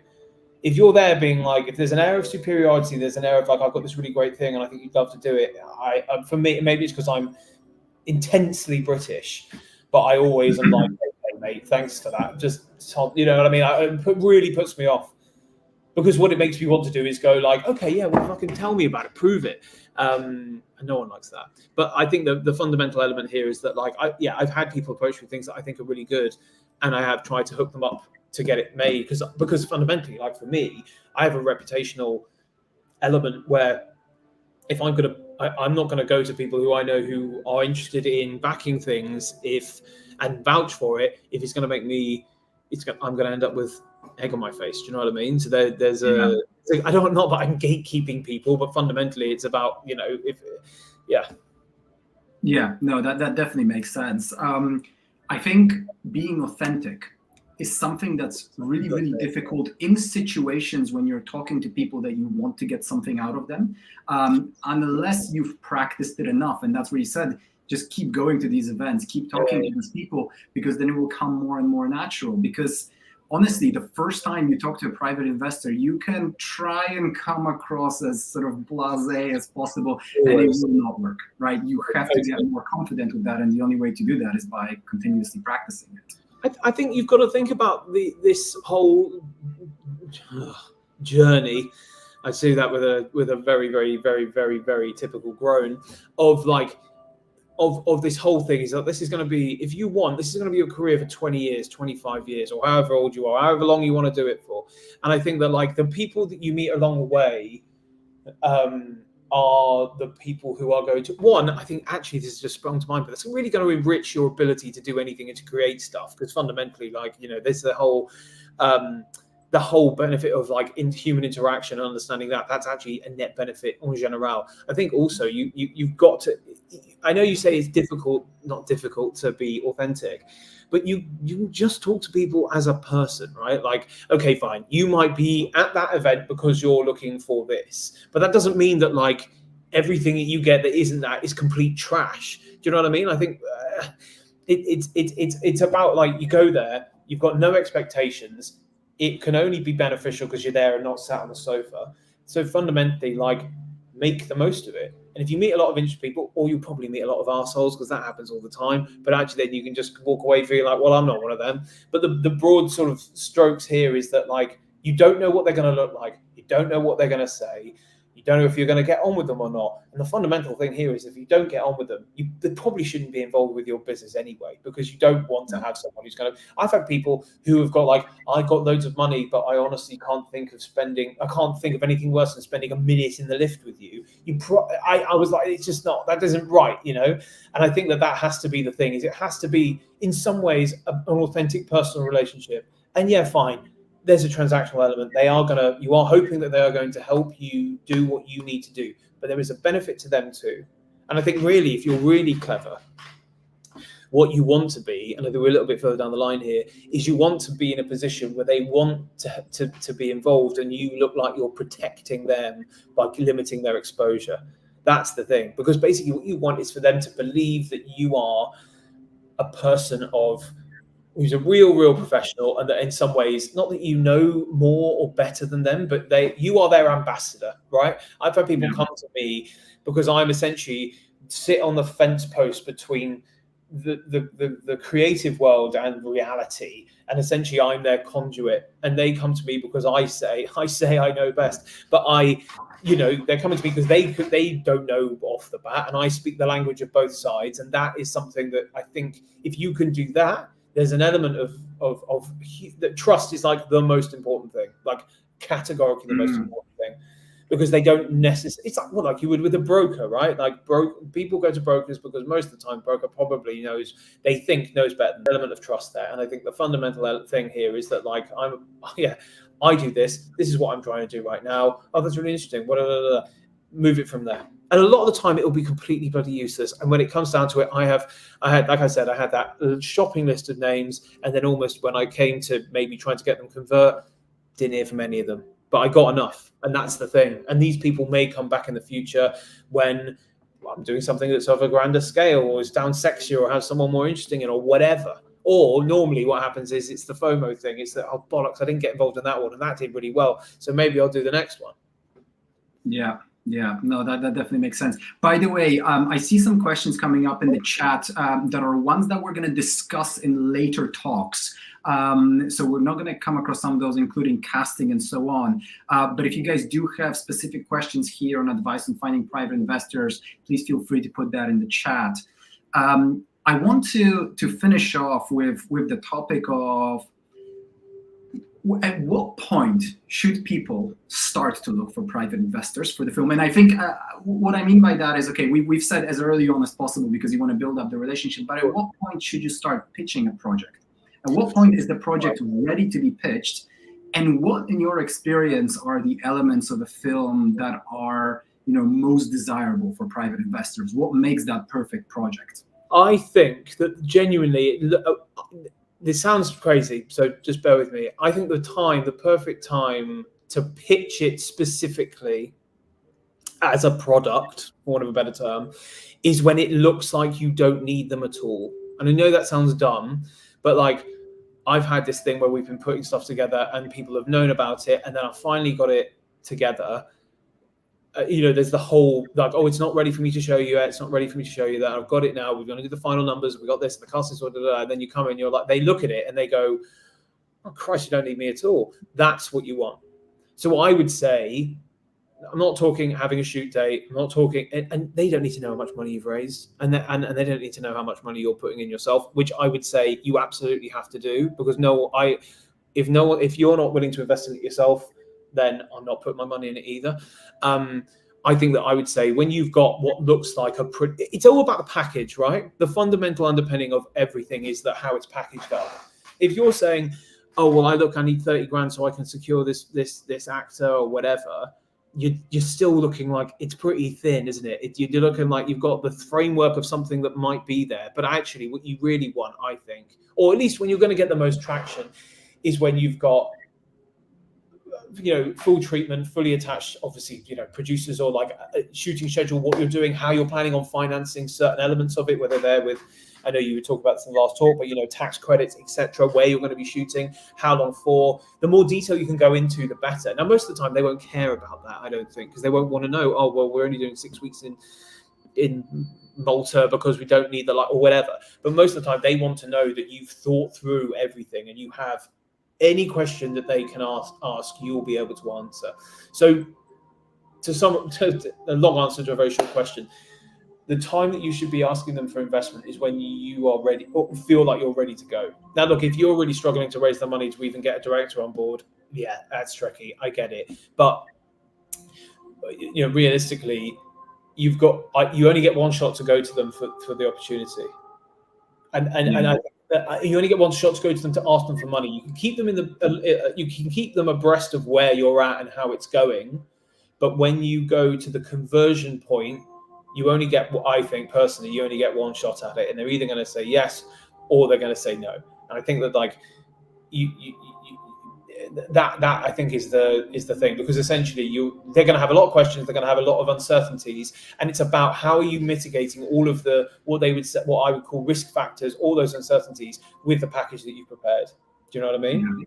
Yeah. Well, absolutely. What's it going to look like? Well, we've got a treatment here from the DOP, and they've done XYZ. Here's their thing. This is the way that it's going to look. And the reason, and I think that's the main thing, is that you can have a pitch deck or a investment prospectus, call it whatever you want, but if you can quantify everything and answer every question that they have, that's when I think you're in the position to do it.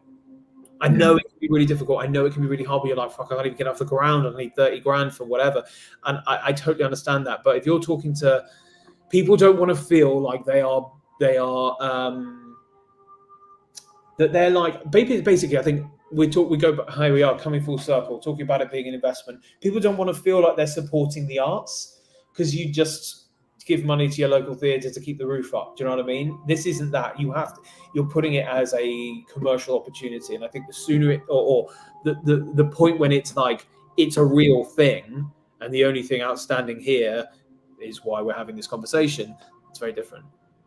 Yeah, absolutely. And I think the follow-up question from that, I mean, someone asked the question about casting, and I think this is one of the most common questions that we get, this chicken egg scenario where you try to get the right cast on board, because if you get the cast on board, then you'll be able to find the funding. Absolutely. But in order to get the cast on board, you need the funding first. How have you seen producers? Sorry to interrupt, but you need to promise them a certain percentage. Great example is Drive. Ryan Gosling they basically went to Ryan Gosling and was like, look, we'll make you the EP. This isn't going to work without you. We really like this. And then they did. And then, of course, Ryan Gosling got on board, and it was like, how much? So I think that that's the sort of thing. And I think, to be honest, that is the producing alchemy. There's no right or wrong. And I think the fundamental thing is, if you can go to, a lot of actors will bend over backwards for things that they really like. And they'll often, sometimes they'll work for free. They won't need to do it. But you need to, with an actor, for instance, a great example, you need to show in some ways how doing this project has a material benefit to them, apart from the fact it's going to let you do your film and get people to give you money, because they don't want to be utilized in that way. They understand their market, especially in America. They totally understand their market value. They understand where they stand and what their value is. In the UK, we pretend that doesn't matter, but it definitely does. I think that really what you need to do is be like, well, yeah, fine. You can help facilitate this. We will pay you back in that way, and we understand your value. However, you're not just anyone because you're famous. And I think that's the whole point. It goes back to packaging. It's how are you putting it to them? What is the value to them in where they are right now? And I think indiscriminately, approaching people because they fit the casting brief is like, well, sure, but it's got to be a bit more personal than that. Because the likelihood is you're not going to be paying, unless if anyone here is making films for 100 million, you probably shouldn't be here. But you're not going to be paying them 10 million. Hey! Wait a minute. All I'm saying is, if you're making films for 100 million, you don't need advice on how to get private investors. You probably got that. That's what I meant. But you know what I mean? I think that realistically, again, it's about having a considered thought process and consideration around it. You fit the casting. Well, that's great, but how does that benefit me? You know what I mean? Yeah. And often, a friend of mine, this guy Benedict Turnbull, and I actually helped him with the funding on this. He made a film called Edmund the Magnificent, and they got David Bradley to be in it, who played Professor Filch in the Harry Potter films. And off the back of that, Ian McKellen narrated it. So then again, you get one, you get the next, and then I'll tell you what, it didn't take much for them to get some money. Do you know what I mean? Mm. Hugh, this has been incredibly insightful. I think this is all we've got time for in the end. I mean, in my mind, the way I would really summarize this for people is, because in these talks, I always try to look for the specific strategies. And I found over time that when it comes to finding private investors, it's not necessarily the specific tips, tricks, and strategies that that are what is important, but a switch of mindset from I need a strategy to fund this film to I am making a long-term business over here, and I need investors for that long-term business, and that seems to be kind of what resonates from everything that you've been saying. 100. I genuinely, I think that's perfect. That's exactly what I would say. Is that actually it is a long-term thing. It mitigates the risk right now. It helps people buy in for the long term, and it also helps you kind of in some way secure your future. If you're doing the legwork now, you're not working because you want to get this film off the ground. You're working because you want to be an auteur, right? Yeah. So absolutely. Yeah. Well, thank you so much once again. This has been so useful. So many useful things, and I'm sure there are going to be quotes from what you've said on Instagram soon. Also, just want to make a point. If anyone wants to get in touch, I'm on LinkedIn. I'm not sure, Zebi, if you can share that out with people, but my name is Hugh Allen. I don't know if there are that many of me. There might be, but please feel free to get in touch. I'm happy to have a chat with you and go from there. Great. Amazing. Thank you so much. Great. And for everyone else, we are going to take a very quick 2-minute break, and then we're going to get started on the next talk, which is where we're going to be speaking a lot about contracts, the legal side of making films, and making sure that from a legal aspect you can get everything in place so that you can actually get your film funded, made, and own the rights to everything. So that's going to be the next talk. But before that, we are going to have just a very quick break. So in the meantime, I am just going to put up the same slide I did last time, just for anyone who hasn't signed up to CineCircle Pro yet. We've got besides kind of some of the recordings and so on, we've got a networking group specifically designed for you guys from this talk, and various different events that you can sign up for. And once again, you can get a 1-month free membership over here by joining this conference. So that said, we'll take a very quick 2-minute break, and we'll be back in about 2 minutes for the next talk.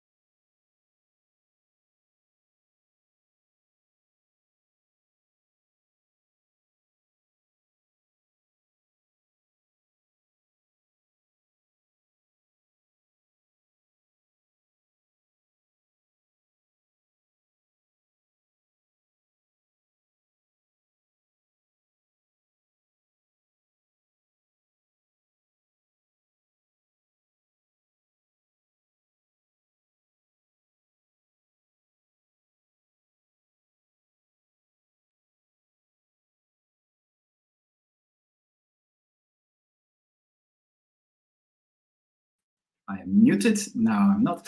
Hi all, I hope you had a nice quick break. We are going to get started on the next talk. I have added Sylvia's contact details into the main chat. I will also add Hugh's LinkedIn to the chat in just a moment when Sylvia gets started. So let's get started on the next talk. Sylvia, I'm just going to add you to the stage now. Great. Welcome. Hello. Great to have you here. Lovely to be here. Thanks very much for having me.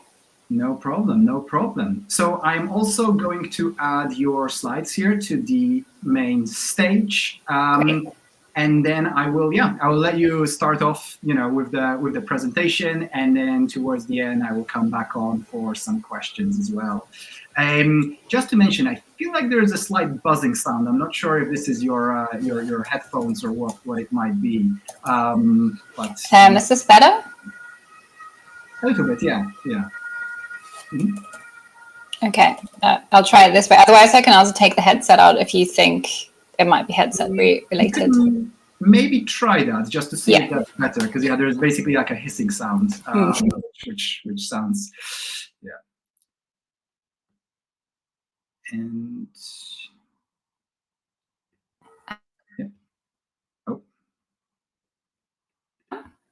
so I tried to be helpful and unmute you and unmute you at the same time. Can you hear me now? Perfect. That's great. All right, fantastic. I will let you get started then. Oh, great. Well, thanks a lot for having me, and thanks to everyone who's watching a talk about contracts on a Wednesday evening. Just to let you know, there's going to be lots of time for questions at the end. So if there's anything that you don't understand, or that you have particular questions about, maybe something that you're currently working on, just let me know. I am a film and TV lawyer, or business and entertainment lawyer, whatever you want to call it. I've been doing this for 12 years. I was trained in finance and then moved across to film financing. So first worked for a small law firm called Sheridan's, and then I moved in-house to work for Ingenious. They used to be the UK's biggest film financing company. Then I did some consulting as well for Great Point Media. And I've also been freelancing as a solicitor for 5-6 years, doing both production work, so working for producers, as well as for financiers and investors. And in this little presentation, I'm going to attempt to talk both about sort of the contracts that you need to, and you definitely need to be thinking about them. I know that they're a bit boring, but they are important. And I'm also going to mention the film financing side a bit. I know that Hugh would have he's just talked you through quite a lot of the investor side. So I'm just going to talk through what I've seen as a lawyer, having worked for financing companies as well as equity investors. Okay, so obviously you all know that the theory isn't like this. You have an idea, and half an hour and half a year later it's on Netflix or in the cinemas, because I'm sure you all know that the reality is a bit more like this, and really never just work on one idea. You're probably all working on 10 ideas at the same time. And I'm going to divide this talk into basically development, pre-production, and production. Because once you hit production, once your cameras start rolling, or once your animation starts, you really shouldn't still be talking with your lawyers. If you need to call your lawyer during production, you're probably in a bad place. So, speaking of what you need to be thinking about right from the get-go, what I hear a lot from producers is, we don't need a contract. I've Googled it, and Google told me that an oral contract is still a contract. Yes, that's true. But who knows about the contract? It's you and the person who you might then later on have an argument with. So if I tell one of say Jocelyn, 130, dear Jocelyn, I'm hereby agreeing to sell you my pen for £10. You could later on tell me that, I've told, you give me the £10 and then I never give you the pen. If there wasn't everyone else watching at the same time, it'd be your word against my word. And yes, there is a contract because, I've promised a pen and you've promised £10. That is a contract. But there aren't any witnesses. which you'll only need your contracts really at the beginning when you start a business relationship with someone, because it's the point when you're agreeing what's going to be happening, and then you forget about the contract and hopefully never look at the contract again, unless and until there's a conflict later down the line. So if in 10 months' time I'm saying, well, I got you £10, but I thought it was just a gift, that's when you look at the contract again, and that's where you realize, oh, well, maybe I should have gotten it in writing. So that's the one thing. The other thing is that in film, you are dealing with copyright. And there is one exception to oral contracts, which is that there are some areas of law when you're transferring, for example, copyright, it has to be in writing. You cannot transfer ownership of copyright by way of an oral contract. And if you're a producer and you're contracting, a set designer, right? You want that all of the creative ideas, all of the creative assets that the set designer would have designed for you, that the ownership in that copyright and that intellectual property is transferred to you. And therefore you need a written contract. And I know that they're boring, but if you just get them done at the beginning, you get them done at the beginning, it's a bit annoying, and then you put them in your drawer or your file, and then you forget about them. But you have to get them. Okay. And in the development stage, there are only 3 contracts that you need to be thinking about. One is an option agreement. So option agreements are typically what you would enter into if you read an exciting book, and could even be a newspaper article, could be anything, but something that's already there. Could also be something unpublished, could also be an unpublished screenplay. And you as a producer are thinking, well, I can really see this on a screen. I want to develop this a bit further. And in that scenario, you'd be entering into an option agreement. And I'll talk about option agreement just for a little bit on my next slide. If you're a producer and, in lockdown, you had a great idea and you write a treatment and you're thinking, well, this is really something. And then you get your money from, I don't know whether Hugh would be up for funding that, or your crowdfunding campaign. Anyway, you get your money from somewhere, because it is quite difficult to get development funding. There is some development funding in the UK still, but it's really hard to find.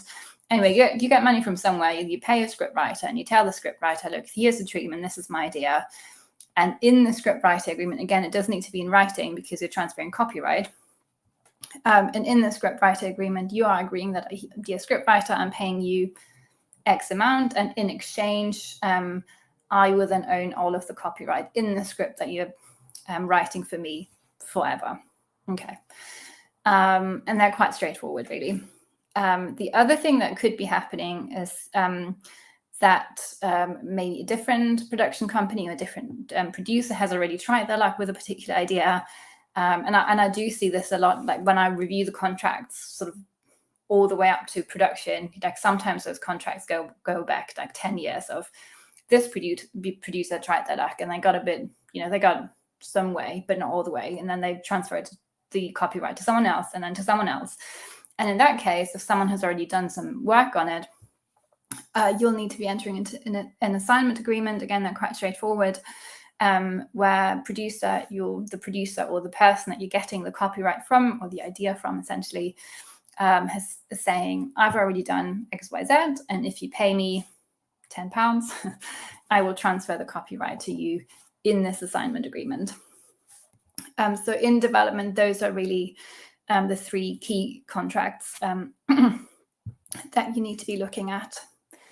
As I said, I'm going to talk about option agreements a little bit more, just one slide.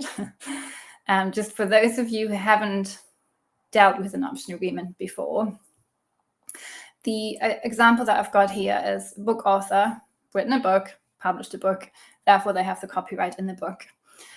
You want to produce or adapt their book for one of the big or the small screen. And then therefore you enter into an option agreement. What the option agreement does is 2 things.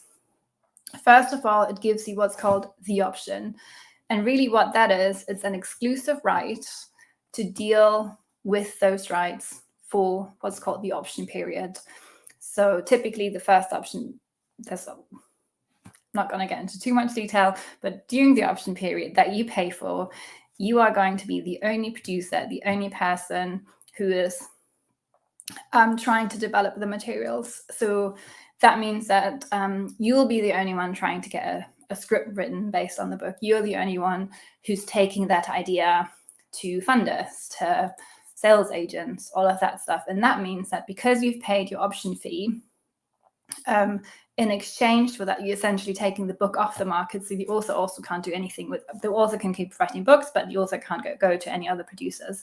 So you're taking the book off the market, off the film market, essentially. And in exchange for that, you know that hopefully at the end of this option period, you'll have the money together and the cast and all of the things that you need to adapt the book for a film or TV. And then typically what an option agreement does, and that's why they tend to be listed, like they tend to be quite cumbersome when you're negotiating them. So the other thing that the option agreement does, it already says that at the end of the option period, if you, the producer, pay the author what's called the purchase price, you pay the purchase price, and then that's it. And you're ready to go. And that's the huge advantage that you've got there, is that at the point we've got all of your money, you've got your cast and crew, you've got your maybe sales agent or your license agreement or whatever, you've got everything that you need before the cameras start rolling. The only thing that you need to do with the author is to pay them the purchase price. And typically the purchase price is negotiated at the very beginning when you optioned the book, which I think is quite important to bear in mind, because it means that you really, like, once you've got the option agreement, the only thing that you need to think about is, you know, your money and your packaging and your everything else. But you don't need to go back to the author and say, oh, look, I've got everything together now. And then the author might say, oh, well, I'm no longer interested, or please pay me double. But so that's what makes them quite handy, but that's also what makes them quite cumbersome to negotiate. So that's option agreements. And that already takes you through to pre-production. So essentially you went from idea, you made sure that you got the rights that you need. So sometimes that's referred to as chain of title. And then during development, you really concentrate on getting your chain of title, your underlying rights tied up through an option agreement, a sign agreement, or a scriptwriter agreement. And that means that you've got all of the underlying rights that you need. And again, it's really crucial, even though it's boring, to get all of that done in time. Because when you approach a financier or you approach the, I don't know, BBC or Creative England for funding, they will look at those contracts. So if you tell them that, you know, I don't need an agreement because your book author is my mate, well, that's not going to get you very far when you talk with your funders and your other third parties. Or maybe you're at some point you might want to enter into negotiations with another producer and you want to enter into a co-production agreement. They are going to look at all of your contracts, because the contract is essentially that's your assets. That's where you prove that, yes, I have the rights. And without the rights, the cameras won't start rolling and the money won't start flowing. So that's where it's really important to make sure that you've got all of your contracts nicely tied up. And then in pre-production, you then go one step further. So at that point, you know, I've got the underlying rights in terms of the underlying copyright, I'm ready to go. What else do I need? Well, obviously at that point, you're then going to look at financing and investment agreements. So you'll be talking with financiers and funders. As I said, you might be talking with, say, for example, the BBC, the BFI. There are still some broadcasters in the UK that will fund you through pre-productions, becoming rarer and rarer, but they still exist.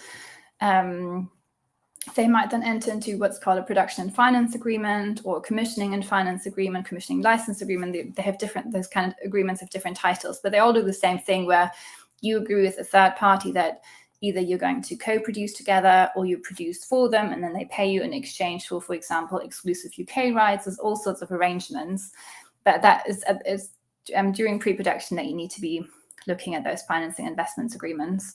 Obviously, cast and crew.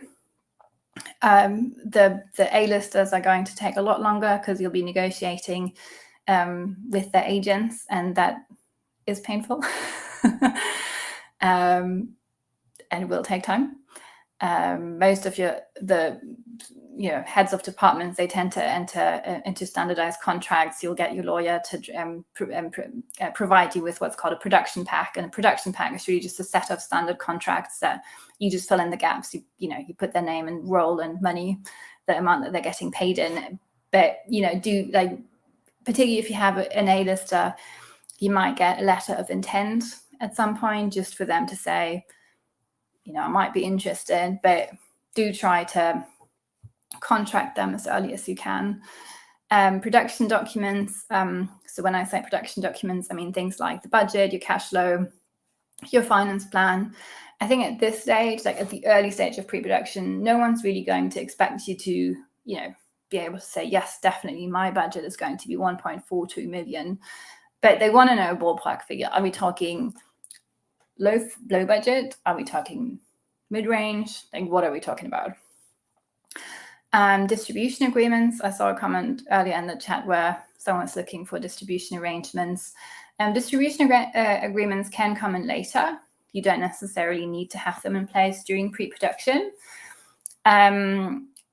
But obviously, if you, for example, you go the sales agent route, they might start pre-selling your film. So in that case, you approach a sales agent. You typically, they'll want to see a screenplay.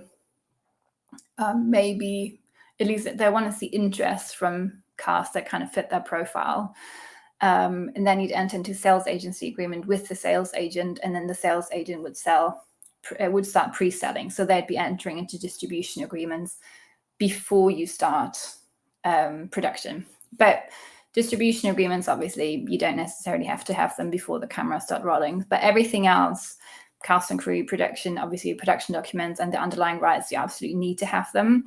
And again, I've seen so many producers who are like, no. I'm just so stressed. I can't get it done. I'll just get it done afterwards. It literally only causes problems. One producer was like, no, I'm so well with that cast. I don't need anything signed. Lo and behold, after the shoot, or at some point during the shoot, they fell out. It was one of the protagonists refused to sign the contract. What can a producer do if one of the main cast hasn't signed a contract? Not a huge amount, At the worst case, you can't even publicly distribute your film. And even with the sort of, some of the crew agreements, you don't want to get into an argument over, well, the assistant set designer hasn't signed. Have they really contributed copyright? Can't we imply a contract because they were working on set? They didn't really contribute creatively to the project. No, don't even go there. Just get everything signed before. I think that's my main message for tonight. As I said at the beginning, I also want to touch a little bit on the different money streams that you can try to tap into, just because I have worked as a lawyer for different financiers and still do. And I always think it's helpful for producers to start thinking about when am I what type of money is out there, and then also when am I going to start talking with which type of money, essentially. So one of the things, obviously, that you'll all be familiar with is tax credits. It might be worth thinking about not just UK tax credits. You can also, if you enter into a co-production agreement, you can co-produce. I don't know if Malta is quite a popular destination. You can get the Maltese tax credits as well. I've seen quite a lot of co-productions where they might get, the Italian tax credit for shooting in Italy, and then another one for, doing post-production in Belgium, and then something else for the UK. So you can definitely shop around, and that does make all of your contracting and financing more complex, but just, think about maybe some of the international tax credits as well. There is, as I mentioned, still public broadcaster funding available.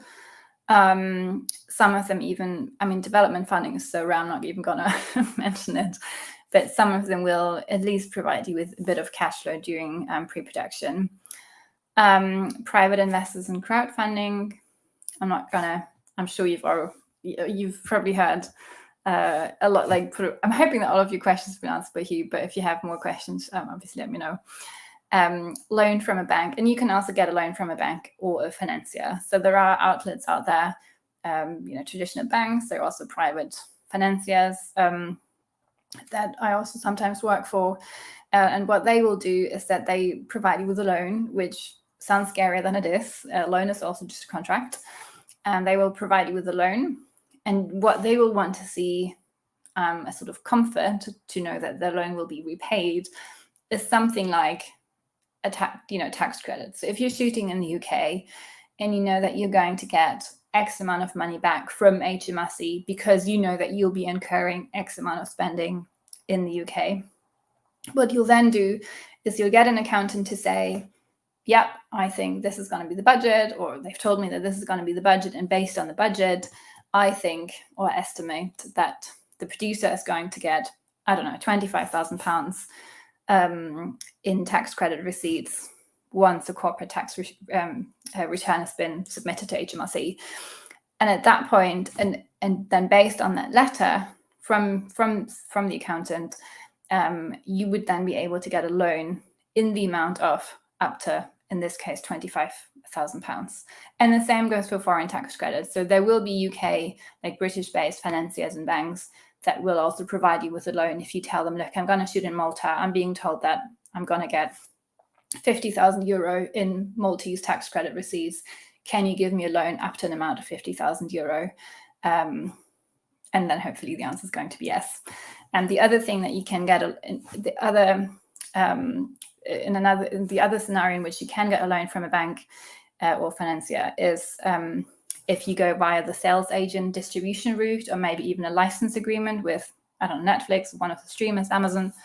Because what in those distribution agreements, as well as licensing agreements, they would be saying, well, I'm going to pay you typically, it does range, but typically 10 to 20% upfront. And then the remaining 80%, I'm going to give you once you deliver the film to me, which is of no real use to you because you need the money. Like you need 100% of the money when you start shooting, because that's when you start paying people. And so the financier is then going to look at your distribution or license agreement and say, yep, I trust that, I don't know, the streamer is going to pay when you deliver the film to them.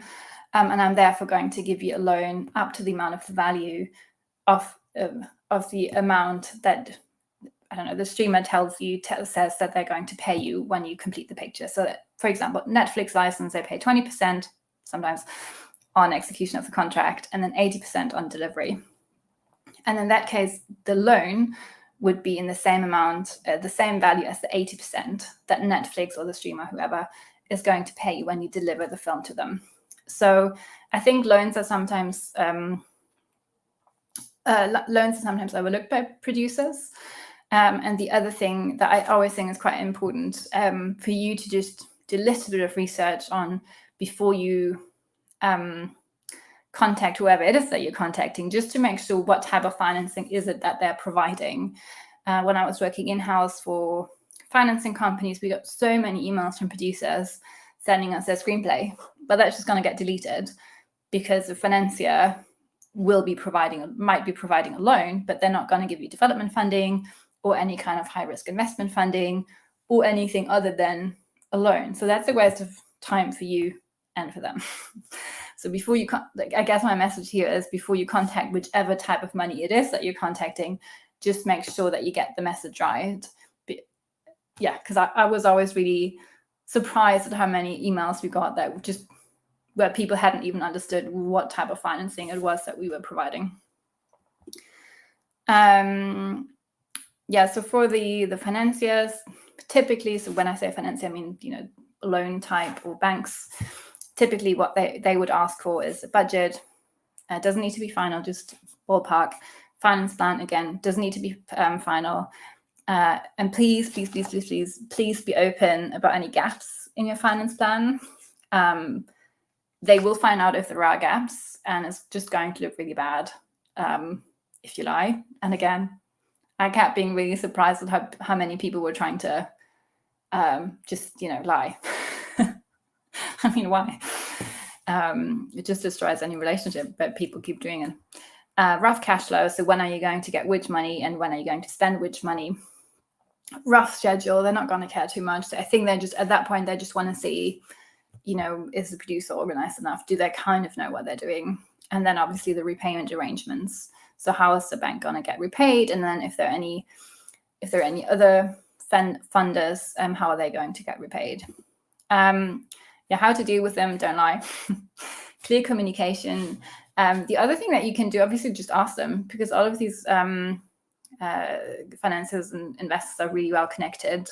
And I know for a fact that one of the financing companies that I sometimes work for, they have introduced producers to equity investors, right? So if you're just open about the fact that, yes, I'm going to get X amount of tax credit receipts, but there is still a gap of, I don't know, 20K, 50K. Can you help me find someone? They might, yes.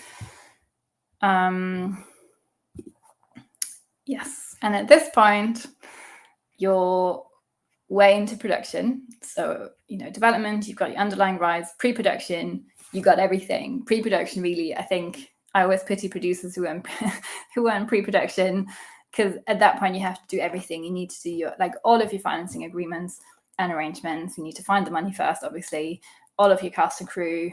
And then at the same time, you need to get ready, physically ready for the shoot. And then the cameras start rolling. So at that point, you've got all your contracts. You really, really, really should have all of the money that you need. And so I think, during production, the only 2 times that I've got calls was from producers who just hadn't managed to get contracts signed and were asking me whether they can do without. And surprisingly enough, my answer was no. And then you get into post-production again. You'll have your editor. They'll need to sign a contract.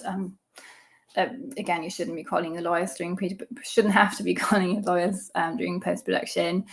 And then distribution, it depends. So some producers will take the risk and produce the entire film or TV project without any distribution or licensing arrangement in place. In which case this is the time to look for distribution arrangements. And I have seen that. So one of my producer clients has managed to get funding from friends and family and his own savings in another company, and it's just kind of, he managed to pull it off. And now that he's got the finished product, he's now entering into distribution agreements. So it can happen. In particular, I think in the documentary world, quite often what I see my documentary producers do is they just, whenever they get a little bit of money, they shoot, and then they find more money. So this is, I suppose, slightly less typical for a documentary project.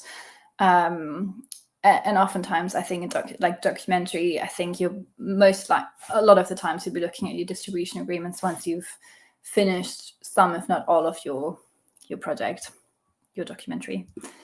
And that's it. The formatting on the last slide is off. I'm sorry about that. If you've got any questions, let me know. You can also contact me through my website. The first call is always free. I always try to be super transparent about my funding, so I'm never going to incur any fees before I've told you that I'm going to start incurring fees. So you'll never get a surprise invoice from me anyway. Right, I'm going to look for questions in the chat. Oh, I can help you with that. We can leave this just on screen for anyone that's interesting. But I've looked through some of the questions over here, so I can ask you and make it a little bit more interactive. So some of the questions that we're getting are probably for people who, maybe start off with a couple of questions for people who are making short films or really low budget films, or perhaps they can't afford a lawyer.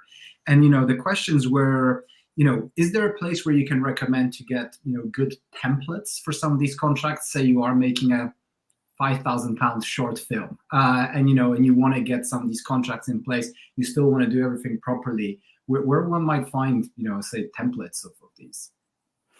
Yeah, unfortunately, at the moment, there aren't any good ones not for English law anyway. I think I have seen contract bundles for US based producers. Unfortunately, I've not seen that done recently. I think 10 years, I don't know, a long time ago, shooting people that, the forum, they used to have templates. They no longer do, I think.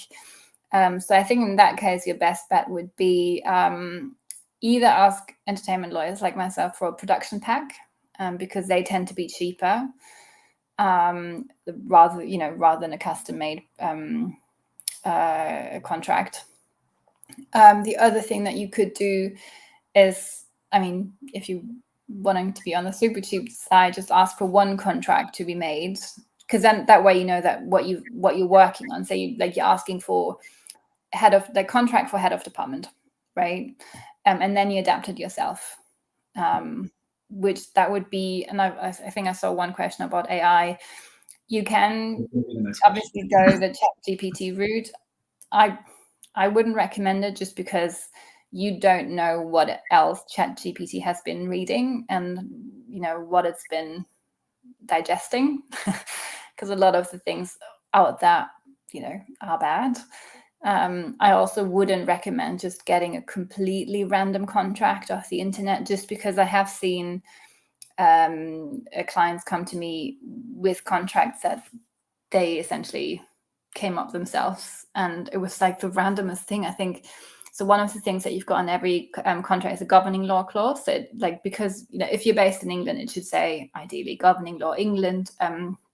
If you're in the US, it's going to say, I don't know, governing law New York or California, whatever it is. But anyway, this particular client was an England-based client, and his contract was governed by the laws of Saskatchewan. So yeah, I think in this case, if you just pay for one contract, tell the lawyer about your film, and say like one head of department contract, or maybe one production pack if they offer that kind of thing, and then just take it from there and then adapt as much as you can. I think that's going to be a safer bet than just a completely random contract off the internet. Yeah, and I do also want to point out that with AI and ChatGPT, it does hallucinate. It is wrong a lot of the time, right? Like even with simple things that you'd think, how can it get it wrong? Which is, what date was this person born? A famous figure, it will sometimes get it wrong because it's not finding that information. It's a predictive model that's trying to predict what is the highest probability of what the next word should be, and because of that, it can hallucinate. It can get everything really, really wrong. And I've tried to put together actually contracts using ChatGPT. I really wouldn't recommend it. If you guys give it a go, you will see that it's not great.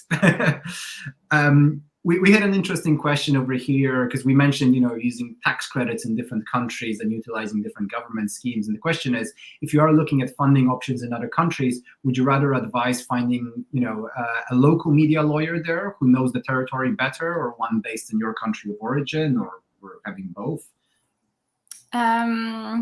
I'd say it depends on the particular arrangement. So one that I'm currently looking at for an English producer. So they're the main producer. It's their idea, it's their show, it's their everything, and they are producing in Cyprus. And so that what they've done is that they are hiring a local production services company to carry out all of the local services. And as part of that, they are required. So they're contracting the Cypriot company to deal with the auditor, the tax credit auditor, to file all of the tax returns and all of that stuff. So you could also try to essentially offshore it to your production partner. And in this case, and I have seen that in other jurisdictions as well, like Hungary, what they are saying is that, dear local producer, we will fund you throughout production. This is what we're going to pay you, But then you are the local producer. You're in charge of contracting the local cast and crew. What you then get in your contract, so it's the English or US based producer in your contract with the local production services company, they are then guaranteeing to you that they are transferring all of the rights that you need to then sell and distribute. In other words, if under the local law cast and contract agreements, for example, there are any defaults, you can then sue your local production partner because they promised you that you were going to get all of the rights that you need. Having said that, I have also seen, not so much, it depends on the producing arrangement, but you can go, I think you can try to save yourself the local legal fees. But I have also seen, depending on the type of international co-production that I've seen, and some of them, we've had English lawyers on the same project. We had like English lawyers and a set of Hungarian lawyers and a set of Spanish lawyers. It just it does increase the legal fees as well, but sometimes paying more in legals is worth it if you then get to generate tax credit incentives in different jurisdictions. So it's a bit of a, you'll need to do the maths whether it's going to be worth it, essentially. Okay, interesting. And we've got another question over here, which is, I'm a scriptwriter from Rosvita. I'm a scriptwriter, but I'm also the producer looking for co-producers. What contracts will they want with me as the writer? Do I treat myself like a third party recontract?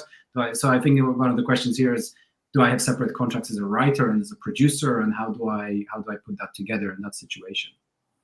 Yeah, that's interesting. You could even hold off transferring the rights in the script until you and your co-production partner have set up what's called an SPV, which I didn't actually mention in my presentation, but typically, like, you don't have to have your own production company. A lot of people do for tax reasons and liability reasons, but you don't have to have one. But typically, when you, at the very least, at the very latest, before cameras start rolling, either you start contracting through the company that you set up just for this one project, or you transfer all of the copyright to the SPV, special purpose vehicle. And they tend to have essentially the name of the film limited, so the film project limited or whatever. And people, as I said, people mostly do it for liability reasons, because if there is anything wrong, if someone claims breach of copyright, then the hope is that they are only going to be able to go after the company that currently holds all of the rights, which would be the film project company limited, right? So I think in this particular situation, depending on what your co-producer wants, you could even say, look, let's wait until we set up the SPV, because realistically, we will be setting up an SPV. And if you're the co-producer, you will probably want to be one of the shareholders of the company, of the SPV. You would probably also want to be a company director of that SPV. And at that point, once you've got this SPV set up, that company would then be entering into, if the scriptwriter is already written, I think you just need an assignment agreement or license. If you are going to be writing the script sort of from scratch, then yes, you'd be entering into a script writer's agreement with your co-producer. It sort of depends, because what your co-producer wants, because they might also want the comfort of knowing that you're definitely going to transfer the copyright rather than run away with it at a later point. Mm-hmm. At which point you could also enter an option agreement with them, with their company, for example. But I think you can do it in different ways, but it sort of depends on what you and your partner want. Yeah. Okay. Interesting. We've got a question which was a follow-up on, we're talking a little bit about the production packs or even getting individual contracts. And I'm wondering, say in the UK, can you give us a ballpark figure of how much that would cost, or what determines the cost, whether it's the size of the project or so on? Like, say we did one like an individual contract for a head of department, or if we wanted a production pack, roughly what the filmmakers expect. I would say it depends on the law firm. So if I were you, I would just shop around a bit and ask for quotes from different lawyers. What I tend to do is I tend to have a chat with the potential client to understand, what is it they need, what are the risks, what are the, project specific challenges maybe. And as I said, the first call is always free. But to be honest, I think most lawyers' first calls are always going to be free. So you can always double check that, but it should always be free. If they're serious, it's free. But, and at that point, they'll either give you a capped quote. And I think some of my clients prefer like a capped fee. So they know whatever happens is only going to be I don't know, 500, even if it takes, I don't know, 20 hours, 50 hours, doesn't matter. So you can definitely ask for a capped fee. Or you can go by hourly rate. So my hourly rate is £180. I think that's cheaper than most other lawyers, but there's no harm in asking around. Everyone should be transparent with their fees anyway. Yeah. Okay. Interesting. And then we had another question regarding scripts. So if I'm sending out scripts to protect myself, do you recommend putting a watermark or something similar, or is there anything you can do when you are sending scripts to people to try and sort of mitigate any risk of copyright infringement? If you can, and I know that sometimes you're not going to be able to do that, but if you can, I would get whoever you're sending the script to sign an NDA, non-disclosure agreement or confidentiality agreement. I mean, so there's been so many cases where someone said, oh, I don't know, I also wrote a book about a boy who is a wizard and goes to a boarding school. I mean, it's difficult to protect all of the ideas out there. But at least with an NDA, you can say, they agreed to treat this confidentially. They only got this particular idea from me, and they're in breach of the NDA. The other thing you can do, particularly when you're not before you start sending out the script, if you're just having a call with someone, I think that's really where you're the most at risk. You're having a call, like a preliminary call with the producer, and they want to know your idea, like what's the film about. And at that point, I think you're the least protected because there's nothing in writing. And what you can't protect is an idea that's not written down. So at that point, the producer can very easily just, because also there's no proof, right? But also your idea is literally not protected because it's not written down. And so what I would then do after that type of call, where maybe you feel, oh, maybe I've said too much, maybe I gave away the plot, or, I would just follow that up by an email to say, thanks so much for your call, blah, blah, blah. Just to recap, I've told you that the plot of my story is this, just so that you've got a bit of a paper trail. Mm-hmm. Sending out, otherwise with scripts, at the very least, at the point where you send out the script, you've got proof that you sent out that script, and your script is already protected by virtue of English copyright law because it's a written down idea. So because of that, it's protected. You don't need to do anything else. Copyright protection is there to protect you in this kind of scenario. You can watermark, but Adobe Premiere Pro is so good at converting anything to Word these days. I'm not sure it does much to protect you in like the practical realities of life, I'm afraid. Right. Yeah.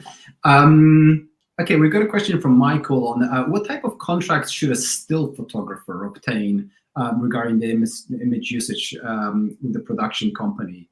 I guess it's perhaps a bit different, but yeah. So still photographers are usually, contracts are usually part of a production pack. So if you're dealing with a producer who's used to contracting everyone, then they should be able to send you a template to fill in your details. It's just a standard sort of like a head of department contract. And then, but I think what you need to be thinking about, whether you want to be protecting your rights in any kind of special way, because usually what I would expect the still photographer contract to say is that all of your photographs will belong to the production company, because typically in these kind of production pack kind of contracts, everything that's done for the project, including stills, will be owned by the production company. So if you think, well, there is, I might want to use them for something else, or maybe, I don't know what it is that you want to be doing with your stills, but if there is something that you want to keep for yourself, you want to safeguard your interests in some ways, or you might want to say that you don't want them to alter your photographs. That's going to be difficult to negotiate. You can try though. You can ask them to not alter your photographs without your approval. That kind of thing. So I think that it's more, the contract itself is going to be standard head of contract, head of department agreement. But I think in terms of the sort of special terms you as a photographer could be thinking about what else it is that you might want to be doing with the photographs that you're taking. Yeah, interesting. And we got one more question over here, which is back to copyright. Does English copyright law still apply when you send it to US entities abroad? And how does that work? Yeah. Yes, that's the short answer. Most countries would have signed what's called the Berne Convention, and that says that if you're an individual of a country that signed the Berne Convention and you're dealing with someone in a country that's also signed the Berne Convention, then the copyright protections of your country apply. So Right. yes, you are still protected. Obviously the difficulty is that what happens if someone breaches your country copyright? You are very likely in that case to be suing the entity in the US if you think that they have sued, they've breached your copyright. And I think most lawyers would advise you to then therefore seek US counsel advice. US counsel would know that you're protected by English law, but you'd be suing the company if they're based in the US. You're most likely to be suing them in the States. Yeah. Which is not an issue. It's just that American lawyers tend to be more expensive than English lawyers. Yeah. Great. Well, thank you so much. I think this was a really important talk to have. Personally, I don't think it was boring at all, as you were suggesting at the start. But I think it's definitely an important one because you'd hate to get all the funding, have everything in place, and then at the very end, after you've shot a brilliant film, to find out that the key cast, you don't have a contract with them, and that perhaps the film can't actually be distributed anywhere. So it's definitely an important one. So thank you so much for coming on and discussing all of this. Thanks so much for having me. And yeah, feel free to book a free call. I'm always happy to have a chat. Great. Thank you so much. Cheers. Thank you. Bye. Okay. And for everyone else, we are going to take a very quick 2-minute break, and then we are going to move on to one of the final talks where we will be discussing large-scale crowdfunding campaigns. And what I mean by that is not ones where you're trying to raise 10 or 20K. I am going to be walking through case studies of people, producers that I've interviewed who have raised 1.5 million for Kickstarter, who have raised 220,000 for Kickstarter, and how those really large-scale crowdfunding campaigns work, how you make them successful, and perhaps how you can have a think about making these large-scale crowdfunding campaigns work. So we are going to have a very quick 2-minute break, and then we're going to get to this final talk. And as always, in the meantime, please feel free to join Semicircle Pro if you haven't done so already, so that you can utilize all of the features. But yeah, we'll have a quick 2-minute break, and then we'll get to the next talk. So thank you for sticking around.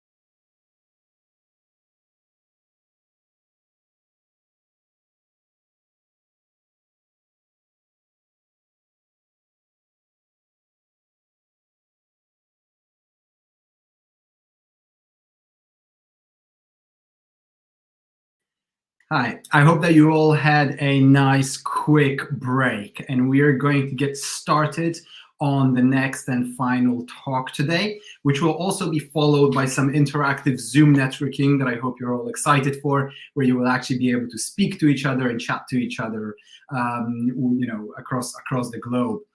But let's get started first on this final talk. And crowdfunding is something that I absolutely love. I love crowdfunding because you can really take matters into your own hands.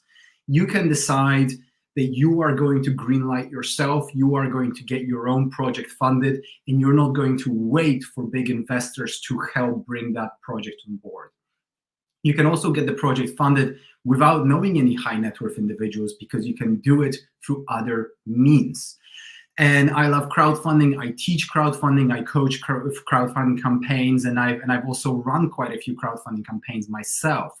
But today, right now, we're not going to be talking about smaller scale crowdfunding campaigns. For example, I mainly coach people on crowdfunding campaigns where they're looking to raise between 10 and 50,000 pounds or dollars. Today, we are going to be talking about large scale crowdfunding campaigns and how those work. And specifically, we're going to talk about what film projects work best and why. So as I mentioned, why am I here? I mean, I am here because I absolutely love crowdfunding. I've 6 years ago, or 7, even 8 years ago, I've launched my first crowdfunding campaign where I raised about 10,000 pounds, followed by another one where I raised 30,000 pounds. And followed by that, I coached on many different crowdfunding campaigns. I also worked as the head of marketing for a company called Storytellers, where I learned a lot about marketing. And I also worked as a producer. So I'm combining my knowledge of marketing and film. And when you combine marketing and film, you get crowdfunding. And the key here is that it always starts with why. Every single film crowdfunding campaign must start with a why. And that why is your origin story. And really, any new venture, any new startup, any new company, any new project starts with a very, very strong why. You need to know why you're making the film, and you need to be able to articulate that. And that will be your origin story. You will see that outside of films, in every single startup, you will always have the first PR piece or place on the website will be your origin story. It will be why the founder started the company. And the same is true for crowdfunding campaigns. It starts with why are you making that film? And compelling storytelling will always be the key to your successful campaign. It's not going to be little tricks and marketing hacks. It is going to be winning over people's hearts and minds and so on by a compelling, successful story. So that's something to always remember. But today, we'll explore different successful campaigns and specifically why they succeeded. And these are all campaigns where I've interviewed those producers in depth about how they run those crowdfunding campaigns. And we will focus on relatively recent campaigns, because if you take a campaign from 2015 or 2014, you're likely to not get something that's still applicable now. Crowdfunding changes a lot, the strategies change a lot. So they will be all within the last couple of years. So let's jump straight into it. Case study number 1. We're going to be talking about a documentary called The Mist. The director and the creator of the crowdfunding campaign, Philip Shane, crowdfunded $260,000 for that film.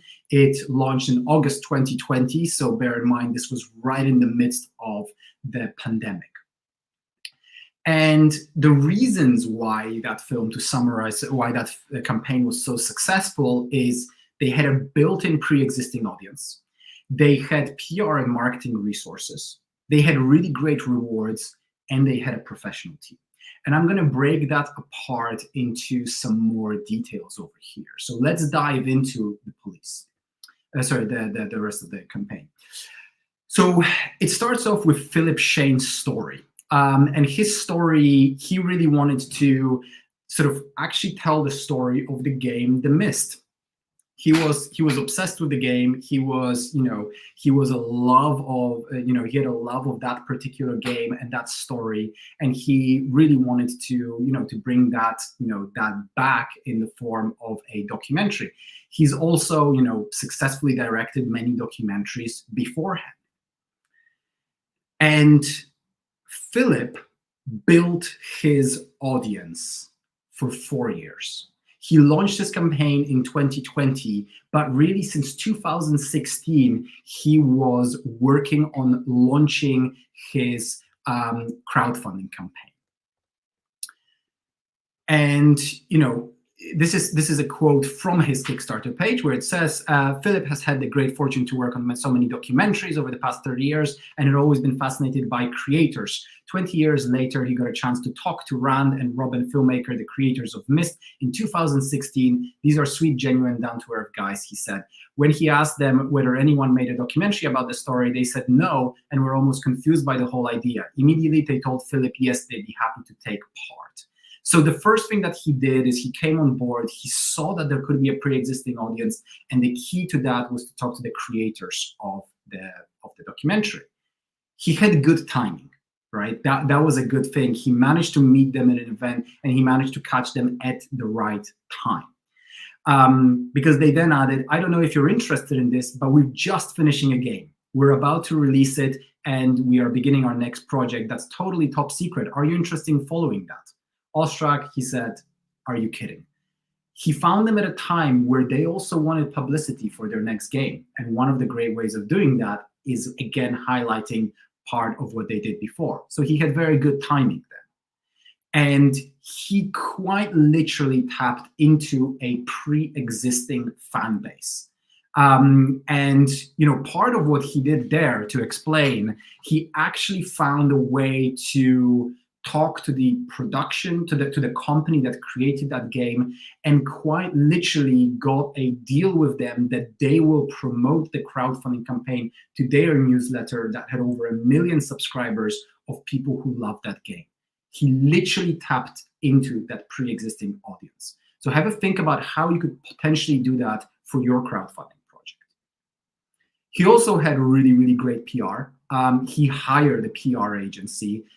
He went on so many different podcasts on, he was in so many different, publications, which helped him, get a lot of attention for this kind of campaign. And he also had really, really interesting rewards. So, starting off with the library, your name will appear in the Myst documentary film credits along with other Kickstarter backers. You'll also be invited to attend a live stream sneak peek of the film hosted by Philip Shane. It's the little things like this, where rather than just saying your credits will be in the film, your credits will be in the film and you will get something exclusive. You will be a part of an exclusive once-in-a-lifetime experience, such as this live stream with Philip Shane that you wouldn't be able to get anywhere else. So I would recommend that you guys check out this crowdfunding campaign because there are many other different rewards that are a part of it, which are, very, very, just very, very unique and interesting. So he definitely put a lot of thought into these different rewards. He also had a professional team. And this really, really mattered because people trusted him. And as we've said before, people do not support crowdfunding campaigns, they support the people behind crowdfunding campaigns. And the creators of that video game would not have put in the sort of time and trust in him unless he has successfully done documentaries before. So having a real kind of team that that people can trust is absolutely essential.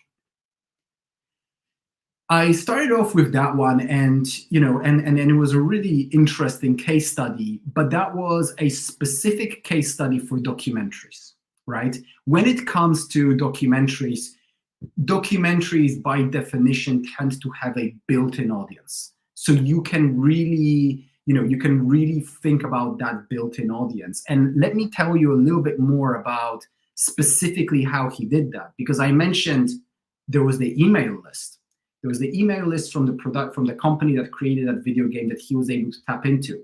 But aside from that, what he did over those 4 years from 2016 and 2020 is he went to every single video game convention that he could and spoke to every single person that he could about this documentary.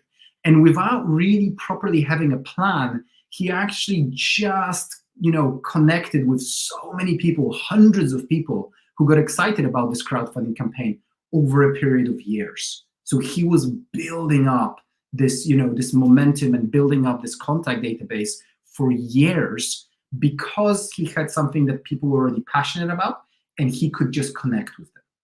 So with documentaries, that's your main strategy. Connect and tap into that pre-existing audience that inevitably already exists about the topic that you're trying to make the documentary about. Unless it's something so unknown and so niche, but most of the time there is a pre-existing audience there and you need to find a way to tap into that. But let's move on to the next case study. This is a case study called In the Grip of Terror by Amicus Productions, which is a horror film. And they raised £170,000. This was just last year. It got funded on October 19th, 2023. And I think this is a really, really interesting campaign. And actually, Laurie Brewster, who's the producer of this campaign, is so interesting as a person that I've interviewed. And careful over here because they break a lot of rules and they get away with it, but I'm going to explain why. Reasons why this was a success: they had a loyal fan base. Again, they had great rewards. They had some psychological marketing tricks, and then they had great design and a professional team. So the first step over here is to know your audience. They knew their audience really well. Their audience are sci-fi and horror fans, and they know what their audience really want. And if you learn that, you can really, really get, ahead in a lot of different ways. What they know about horror fans and sci-fi fans is that they still love physical Blu-ray, DVDs. They're obsessed with them. They want them. So what's really interesting is that, most of the time when I advise my clients on crowdfunding, I tell them anything under £100 in rewards, make it digital.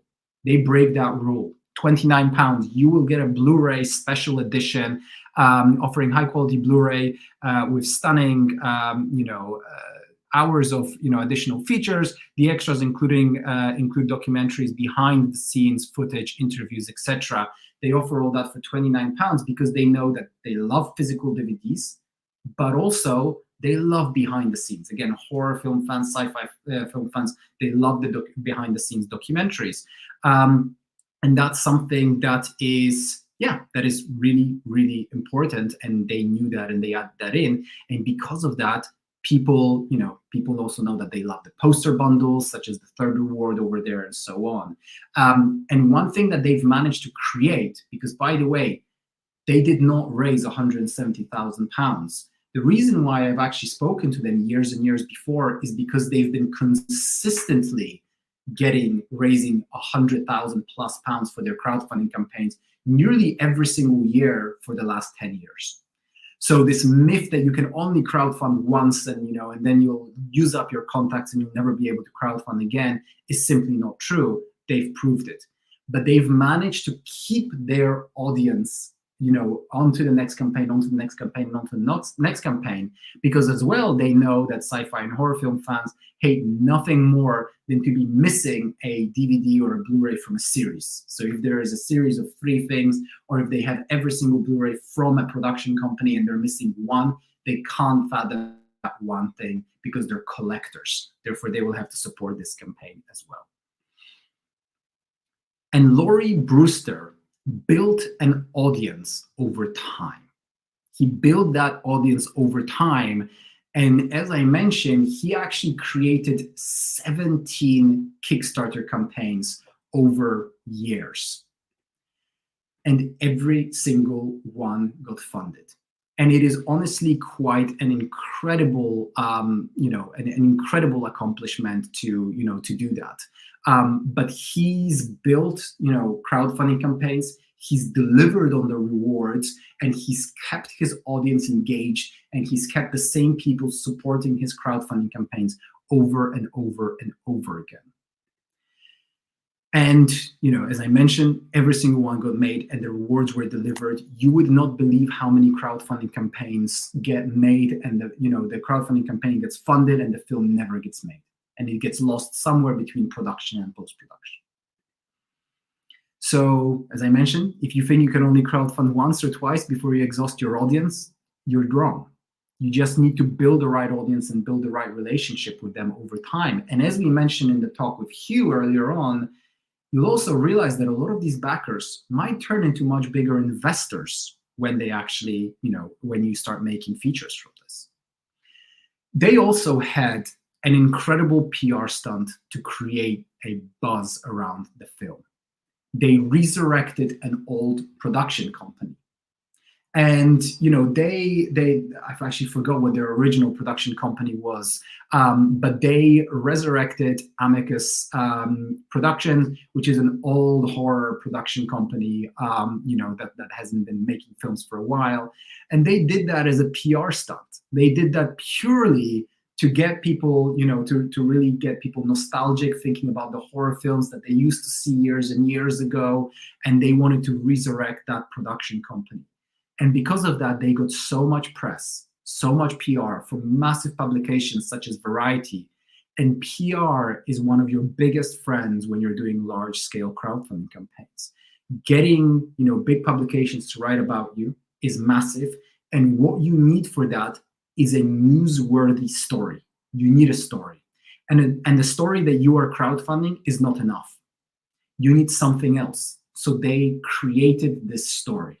They are resurrecting this old horror film, production company, and that got a lot of people writing about it because that is a story. And suddenly, all eyes are now on this campaign because Variety wrote about it. It's in other different publications. So this PR stunt helped get them a lot of traction. And to get the press to write about you, you really need to think about it from their perspective.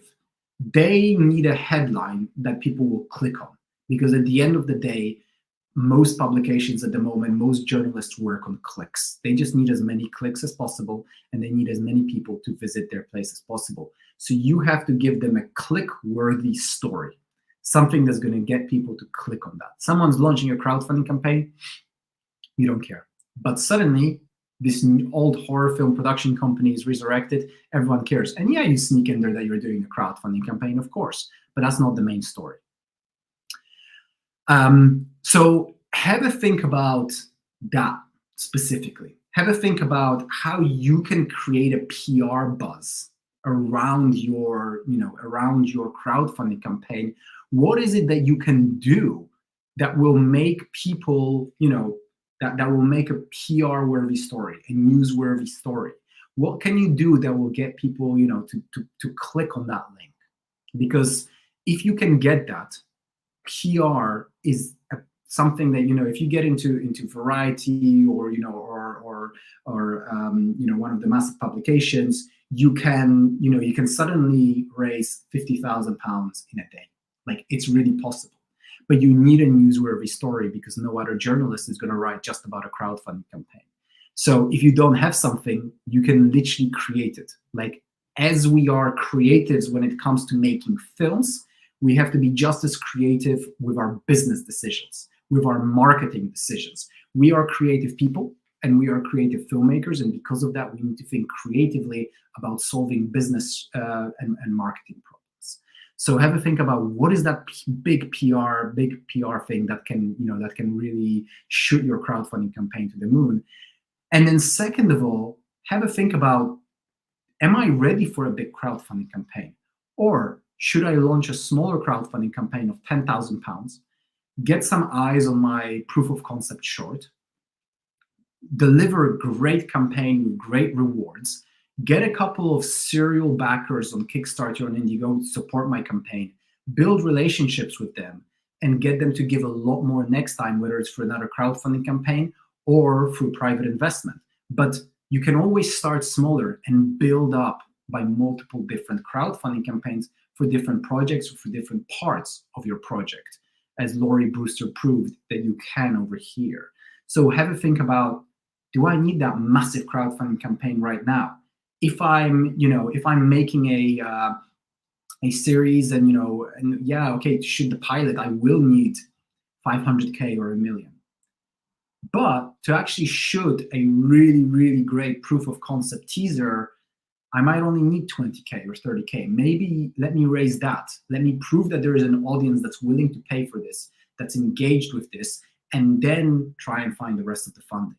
Crowdfunding can be a really, really incredible first step in your journey of funding your project.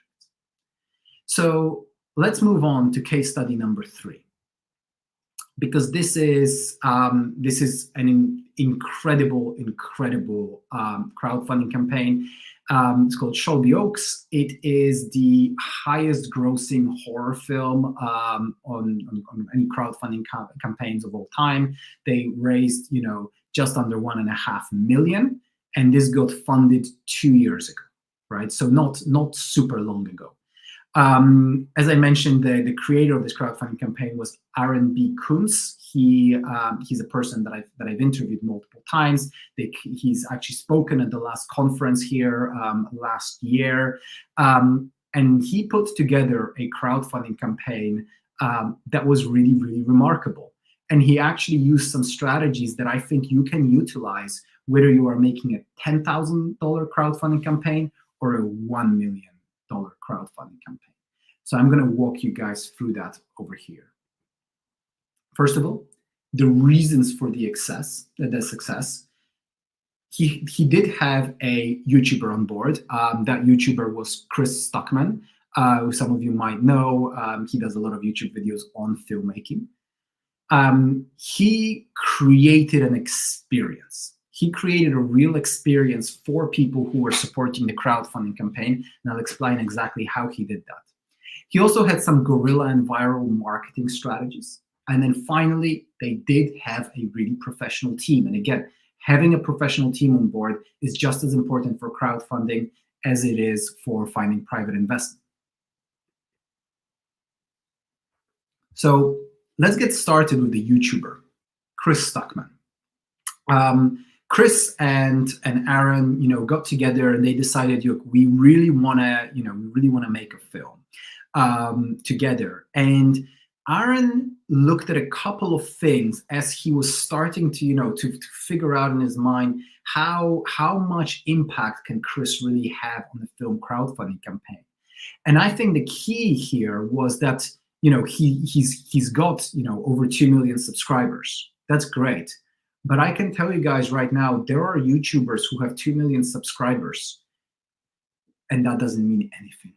Genuinely, you have YouTubers with 2 million subscribers who get 300 views on their YouTube videos.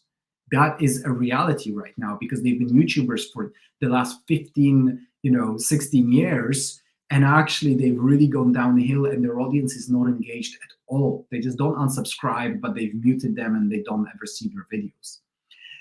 What Chris had was a really, really engaged following. And that is my biggest piece of advice if you are ever working with influencers for your crowdfunding campaigns. The number of followers doesn't matter as much as the engagement. This is particularly true on TikTok, by the way, because you can have 0 followers and your video can go to millions of views. You can have millions of followers and you can have a video that will get 50 views because the algorithm always favors engagement now. That is something that's definitely true on TikTok, but also on other platforms. If you have 2 million subscribers, that doesn't mean you can reach them. They're not in your email database. They still have to go onto YouTube and watch your videos. So always when you're working with influencers, look at how many views they're getting, and beyond views, how many people are commenting on their YouTube videos. What are they saying? Now, I ran a 30K crowdfunding campaign where we brought on board 2 influencers who did absolutely nothing for us. And it was, one of them had 300,000 subscribers, and he made multiple videos about the crowdfunding campaign. We didn't get a single backer from that. And it was only afterwards that I really started to look at his his YouTube videos to realize people hated him. People were watching his videos going, oh my God, you're just asking us continuously for money. This isn't what it used to be. And I realized, oh my God, every video is a massive product placement, and we've just been placed in that. And people therefore hated our campaign. So have a look at the comments. Do people like those influencers and so on? The second thing is, when you're working with influencers, the influencer has to promote the crowdfunding campaign, and they have to be a part of the crowdfunding campaign. If you have an influencer that is not a part of the crowdfunding campaign, they're just promoting it, none of the followers or the fans of that influencer have any reason to promote the crowdfunding campaign. They'll click on the campaign, they'll look at it, and they'll go, this has nothing to do with the influencer. So this is also true if you're trying to find name actors. If you get Leonardo DiCaprio on board your project, great, but they have to be on the crowdfunding page and be actively promoting the crowdfunding page. You need the element of both. If you only have one, it doesn't work.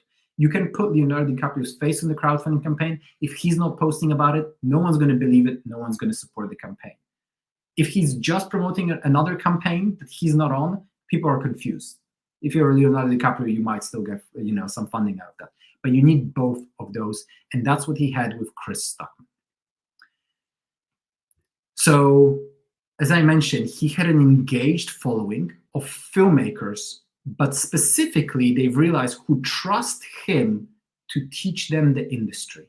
And they've realized this was the unique selling point. This was the key. So they had campaign rewards, and Aaron really smartly added in campaign rewards that fit in with that. So the digital behind the scenes experience. You will get, a special, digital copy of Shelby Oaks, plus complete behind the scenes experience, exclusive regular production updates, etc. He said they added them to a Discord channel where every single day, Aaron and Chris were telling their, everyone in the audience or all their backers about the next steps, not just during the crowdfunding campaign, but during pre-production, during production, during post-production and distribution. They were teaching them how a $1 million+ film gets made. They were teaching them that, and for that $45, they were getting that experience. They were learning how a film like this is made. Also, you could get an associate producer credit, where again, you get all of those, all of the perks before, and on top of that, you get an associate producer credit on a big, large-scale crowdfunding campaign, which again, a lot of Chris Stuckman's YouTube subscribers would have loved. They want to be an associate producer and have their IMDb credit on that because it will help them with their career. So what they were doing is they created an experience for all the backers who were filmmakers looking to learn filmmaking. This was the ultimate behind-the-scenes experience for aspiring filmmakers because they could be a part of that process live and people loved it. So as I mentioned, they had the private Discord channel and they had direct access to Aaron and Chris, which again, people loved.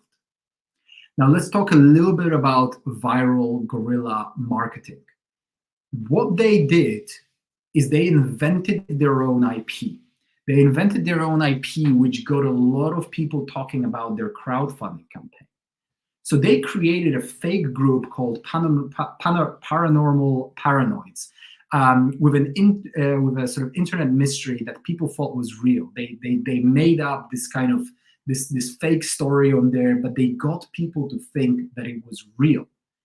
And then what they did, they got a bunch of YouTubers to make this horror, ghost story essentially go viral, where people were, looking at, there's this woman, I think, that went missing and so on in a mysterious way, and they got everyone to think that it was real. They got all these people talking about this. They had this, Reddit group, which went really viral. Everyone was talking about it there, discussing all the theories.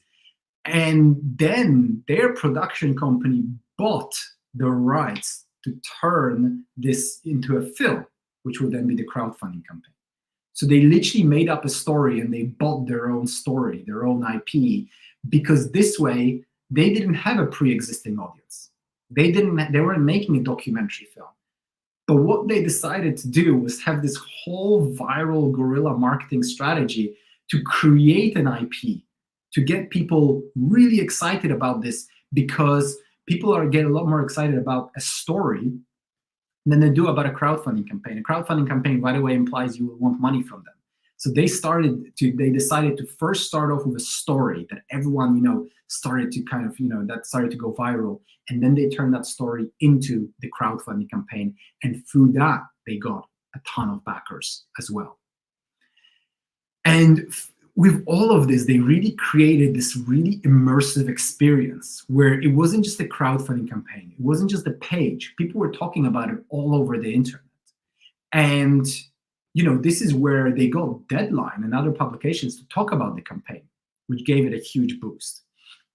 And they had a different mentality to most filmmakers, because where most filmmakers feel like they're asking for a favor, they were always pitching things as an opportunity, right? So, to give you an example, most filmmakers say, "Oh, can you do me a favor and support my crowdfunding campaign?" They turned it around. This is an opportunity for you to become part of the project and learn how a film crowdfunding campaign works and how a large-scale film is produced. With Deadline, most people go, "Can you guys do us this massive favor and write about our crowdfunding campaign?" He went to Deadline, Aaron went to Deadline, and he said, "I guarantee you that you will get clicks. Look how viral we've made this story go that's not even real. And everyone on the internet is talking about it. We will get this, article to go viral." And Deadline, I think, actually ended up writing about this crowdfunding campaign 3 different times during the crowdfunding campaign, during that 1-month period. Once it was about that original story, and the second 2 times was the fact that it was about to turn into the highest grossing horror crowdfunding campaign of all times. So once again, he said, "I will get you clicks. This is an opportunity for you to get a ton of clicks."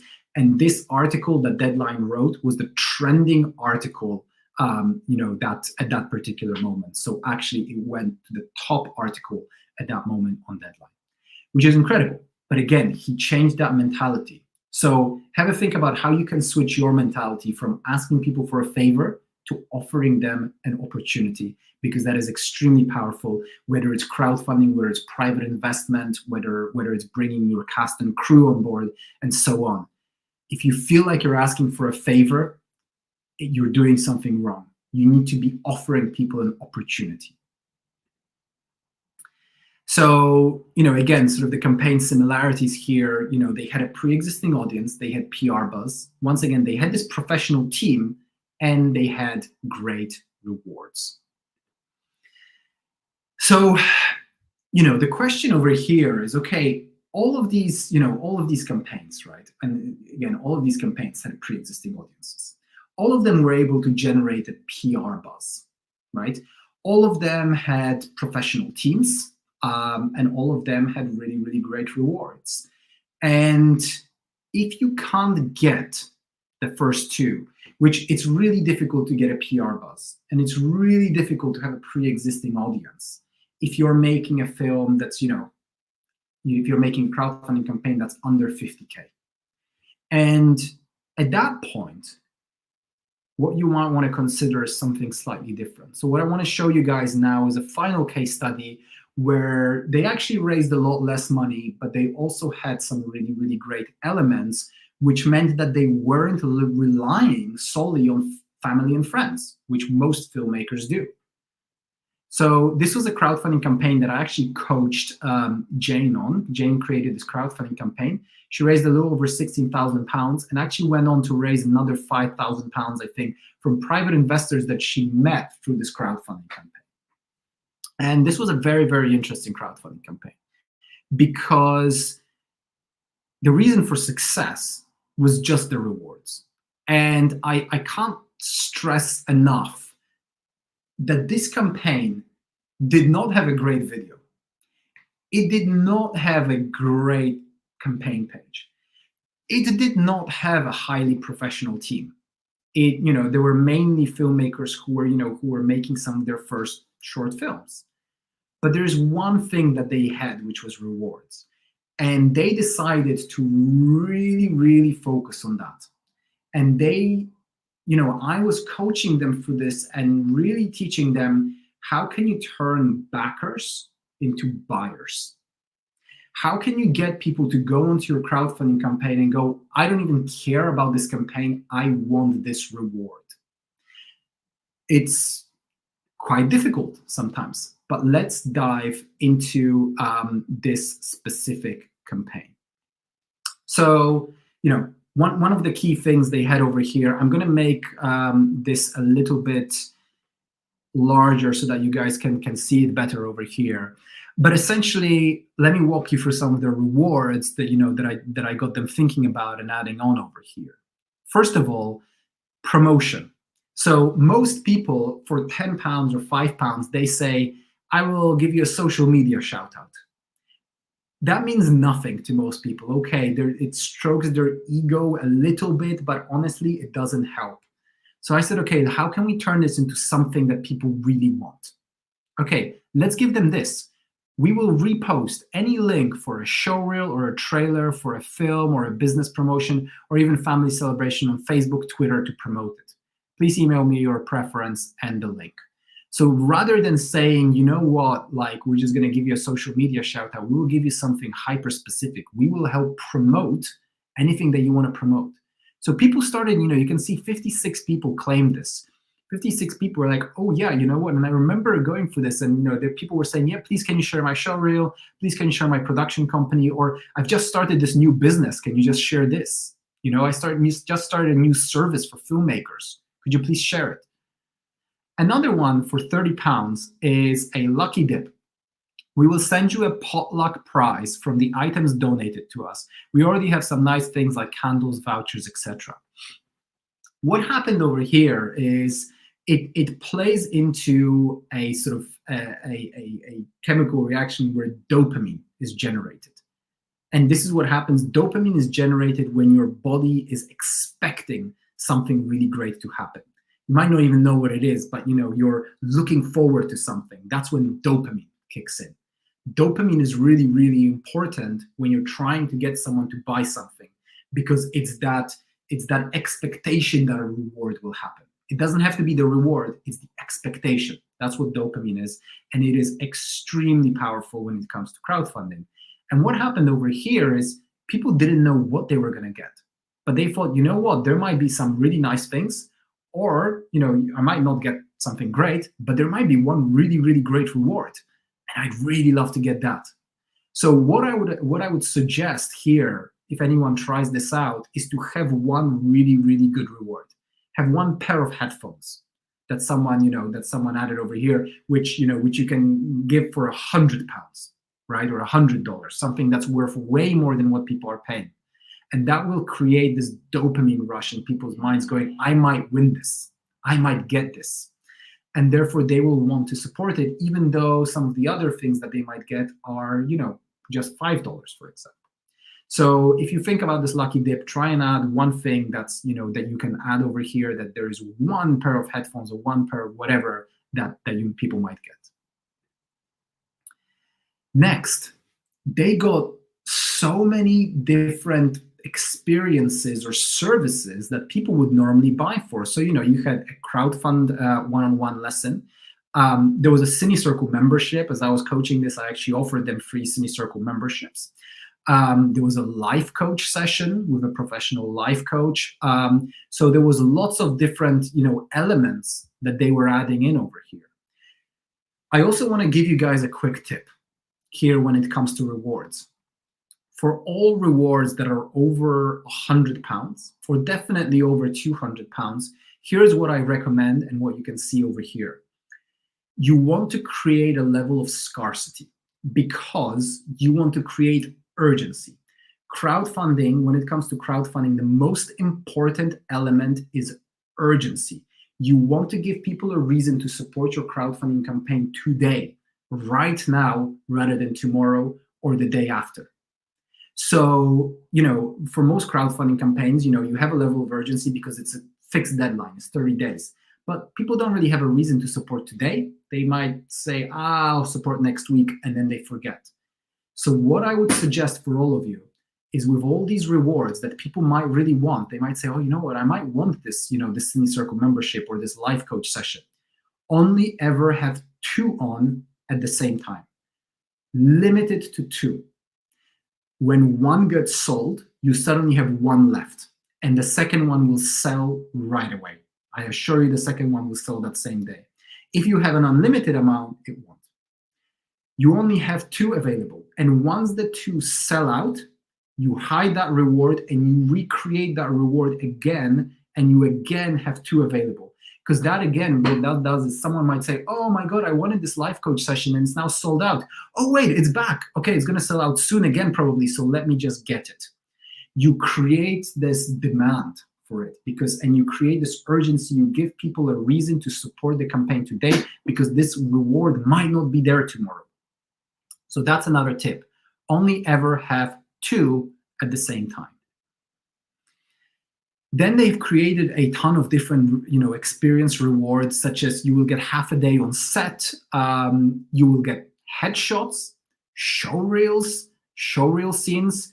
They made a huge amount of money because they were selling services that people on their team could deliver as part of the rewards. Showreel scenes, headshots, things like this. Again, they got that life coach and so on. So they brought people on board, and they delivered these services, which people came onto their campaign. They thought, oh, do I really want to support a crowdfunding campaign? I barely know them. The campaign may not look great. Oh, but I do need headshots. And actually, they're probably a lot more expensive than £50 normally. Let me get these headshots. That sounds interesting. So have a think about what you can offer in terms of rewards that people would want to buy, irrespective of whether they want to support your campaign or not. And then finally, they had a production assistant, executive producer, associate producer, and so on. And these are always really, really great rewards to have.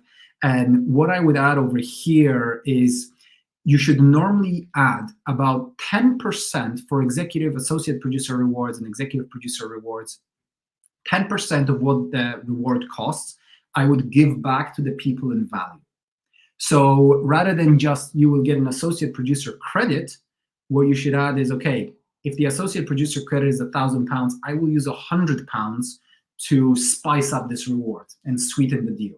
So what I'm going to do is I'm going to, offer them a VIP ticket to the premiere, and I'm going to offer them an Uber ride to the premiere and back if they're based within the city where the premiere is happening.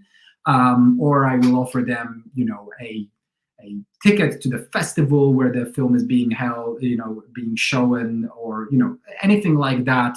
And if there's a premiere, I will also give you 4 free drinks during that premiere. So find something that's worth 10% of what you're charging for the reward and add that back in value to make the person feel really special, to make the person, stroke that ego. And as Hugh Allen said in one of the previous talks, they're not going to be getting a return on investment here because it's not an investment. They're essentially donating, but they could get a return on their ego.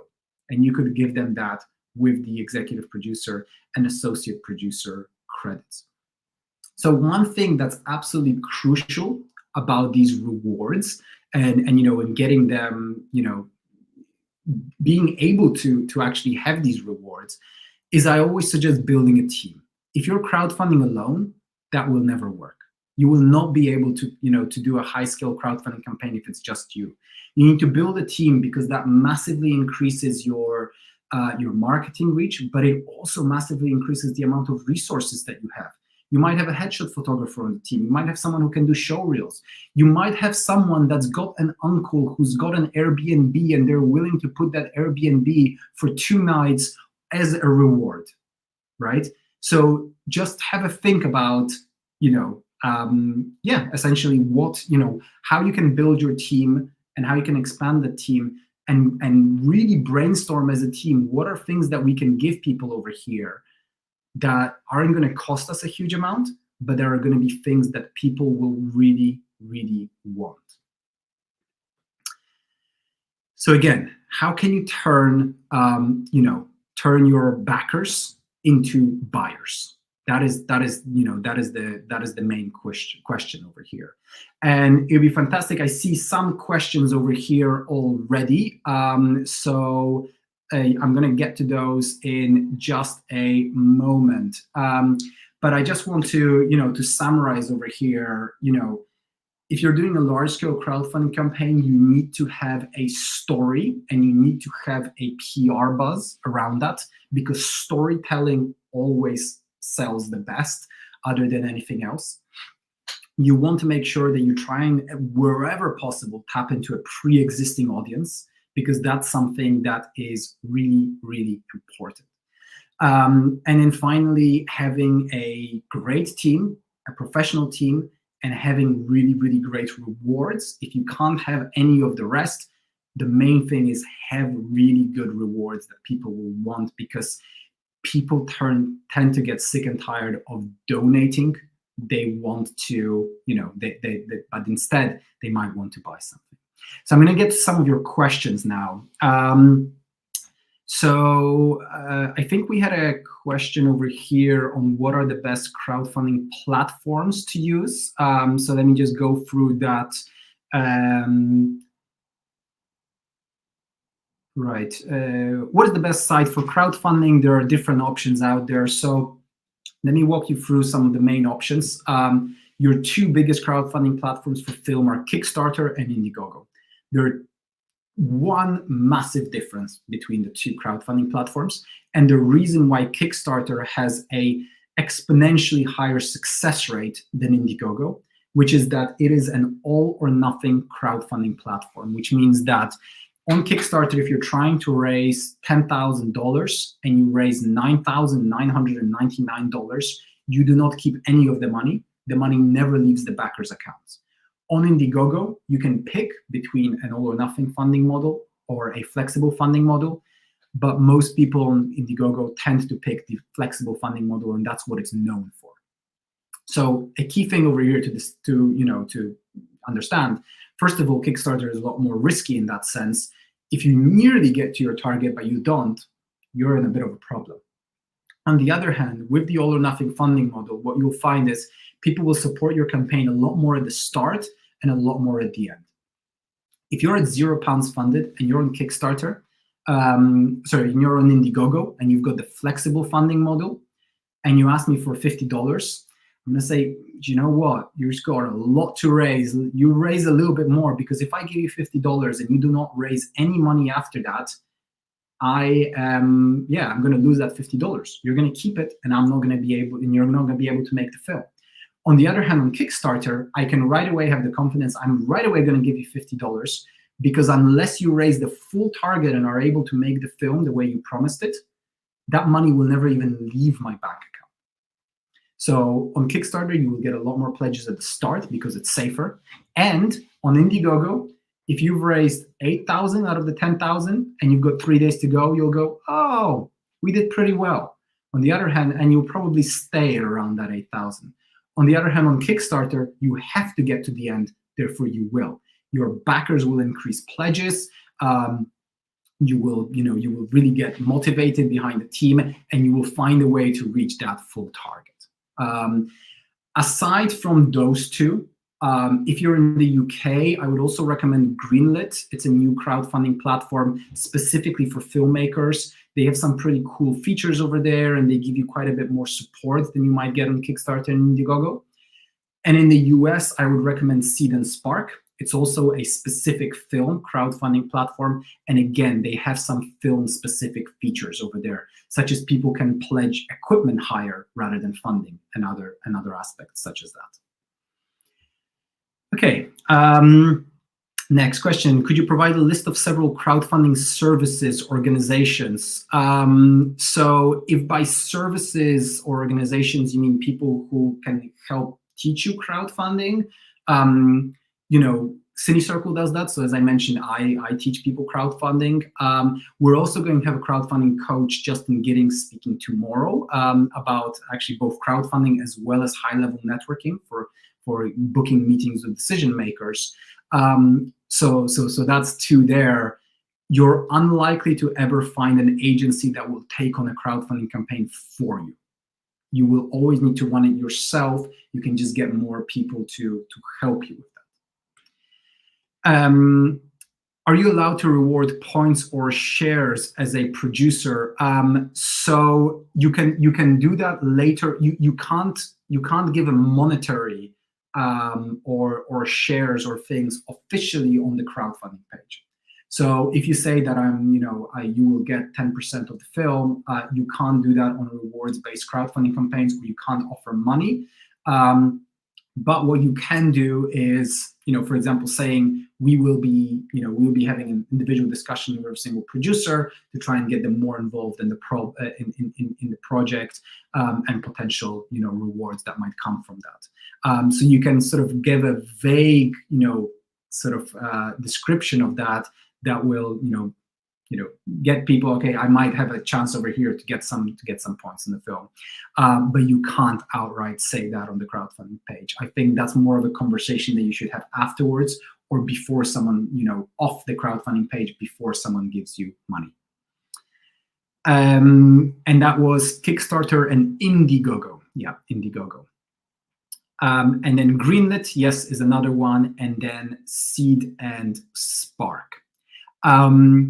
So please, and what about GoFundMe? I am not a fan of any of the other crowdfunding platforms, mainly because there are a lot of scams over there. And there are a lot of scams of people who say, I broke my back, I need an operation, or else, I won't be able to ever walk again, and so on. And a lot of those tend to be scams. So, yeah, it's very, very difficult, I find, to get people's trust on all the other crowdfunding platforms, and they're a lot less focused on filmmakers. So please keep those questions coming. But as they do, I do also, as I mentioned, I do crowdfunding coaching as well. If anyone is interested in that, if anyone's interested in the next couple of months running a crowdfunding campaign, specifically if you're looking to raise between 10 and 50K, I'd love to hear about it, and I'd love to see if I can help you with that crowdfunding campaign. So as I mentioned, I do coaching. I coach people specifically through their crowdfunding campaigns.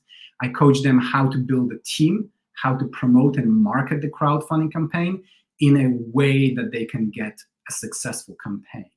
And I've done that in both my campaigns and ones where I've coached people. So if you're interested in that, you can schedule a free 30-minute consultation with me by scanning this QR code.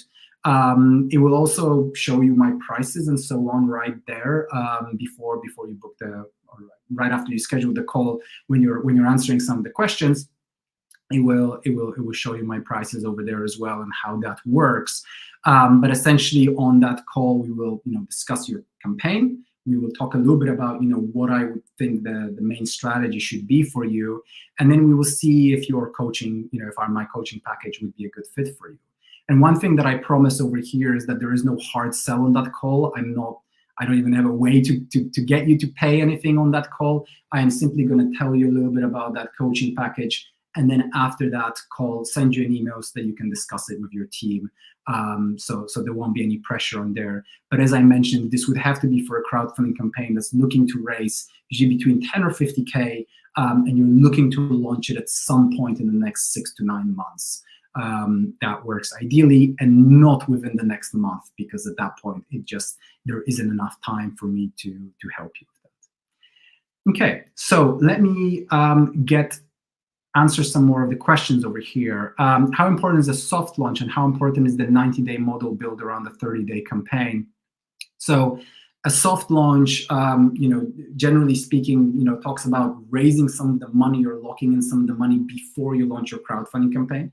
So Greenlit, for example, has a soft launch feature where you can actually start raising money on that crowdfunding campaign page before you officially go live. So you can, it can be not live anywhere on the web but you have a hidden page that you can send only to a select number of people who can start supporting your campaign. And the key that you want to get with a soft launch is you want to know that you can raise 30% of your target in the first 72 hours.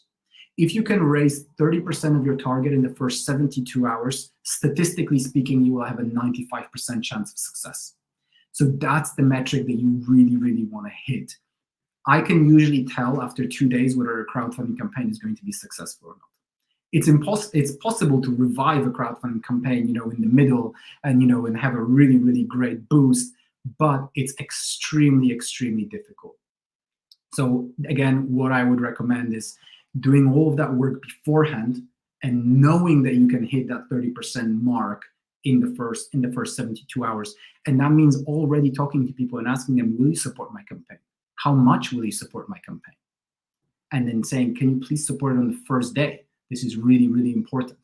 Get those yeses from people before you click, launch. Are there taxes that could be applied to money from crowdfunding? Well, probably you won't have a sort of a income or corporate tax because you'll be spending all the money on the film, right? So you won't be taxed on that because you spend that essentially. I am not a financial advisor or a tax specific person, and the rules might be different in different countries. But in the UK, if you raise money for something and then you spend it into that venture, if you do it as a company, you're not actually paying any money on that profit. How does crowdfunding differ if your film is 10K or 500K? Do you simply scale up everything, or are there major differences? There are major differences, and I think the biggest difference from the 10K to 500K is you either need a big pre-existing audience, or you need to know that you will have a story that's going to generate a PR buzz, which tends to happen because you have some sort of pre-existing audience. So what a 500K campaign is an audience where you have a built-in audience, because it's really, really difficult to do that. You can't do that within a 30-day period of your crowdfunding campaign. Therefore, you will pretty much have to do it, ahead of time. And you can create that audience over years and years and years, or you can try and find a way to tap into a pre-existing audience.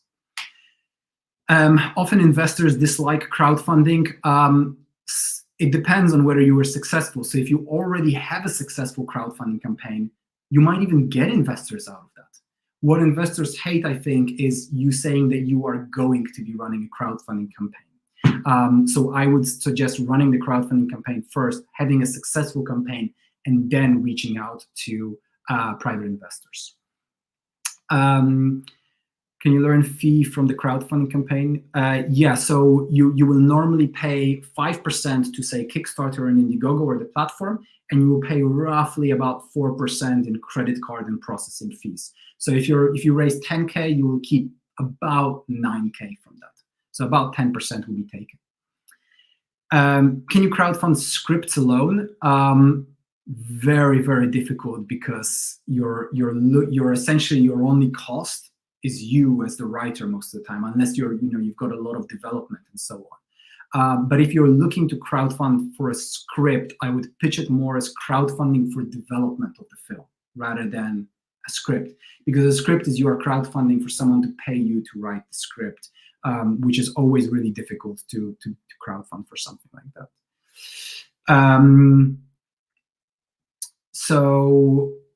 Right, so I think that's the majority of the questions we've got over here.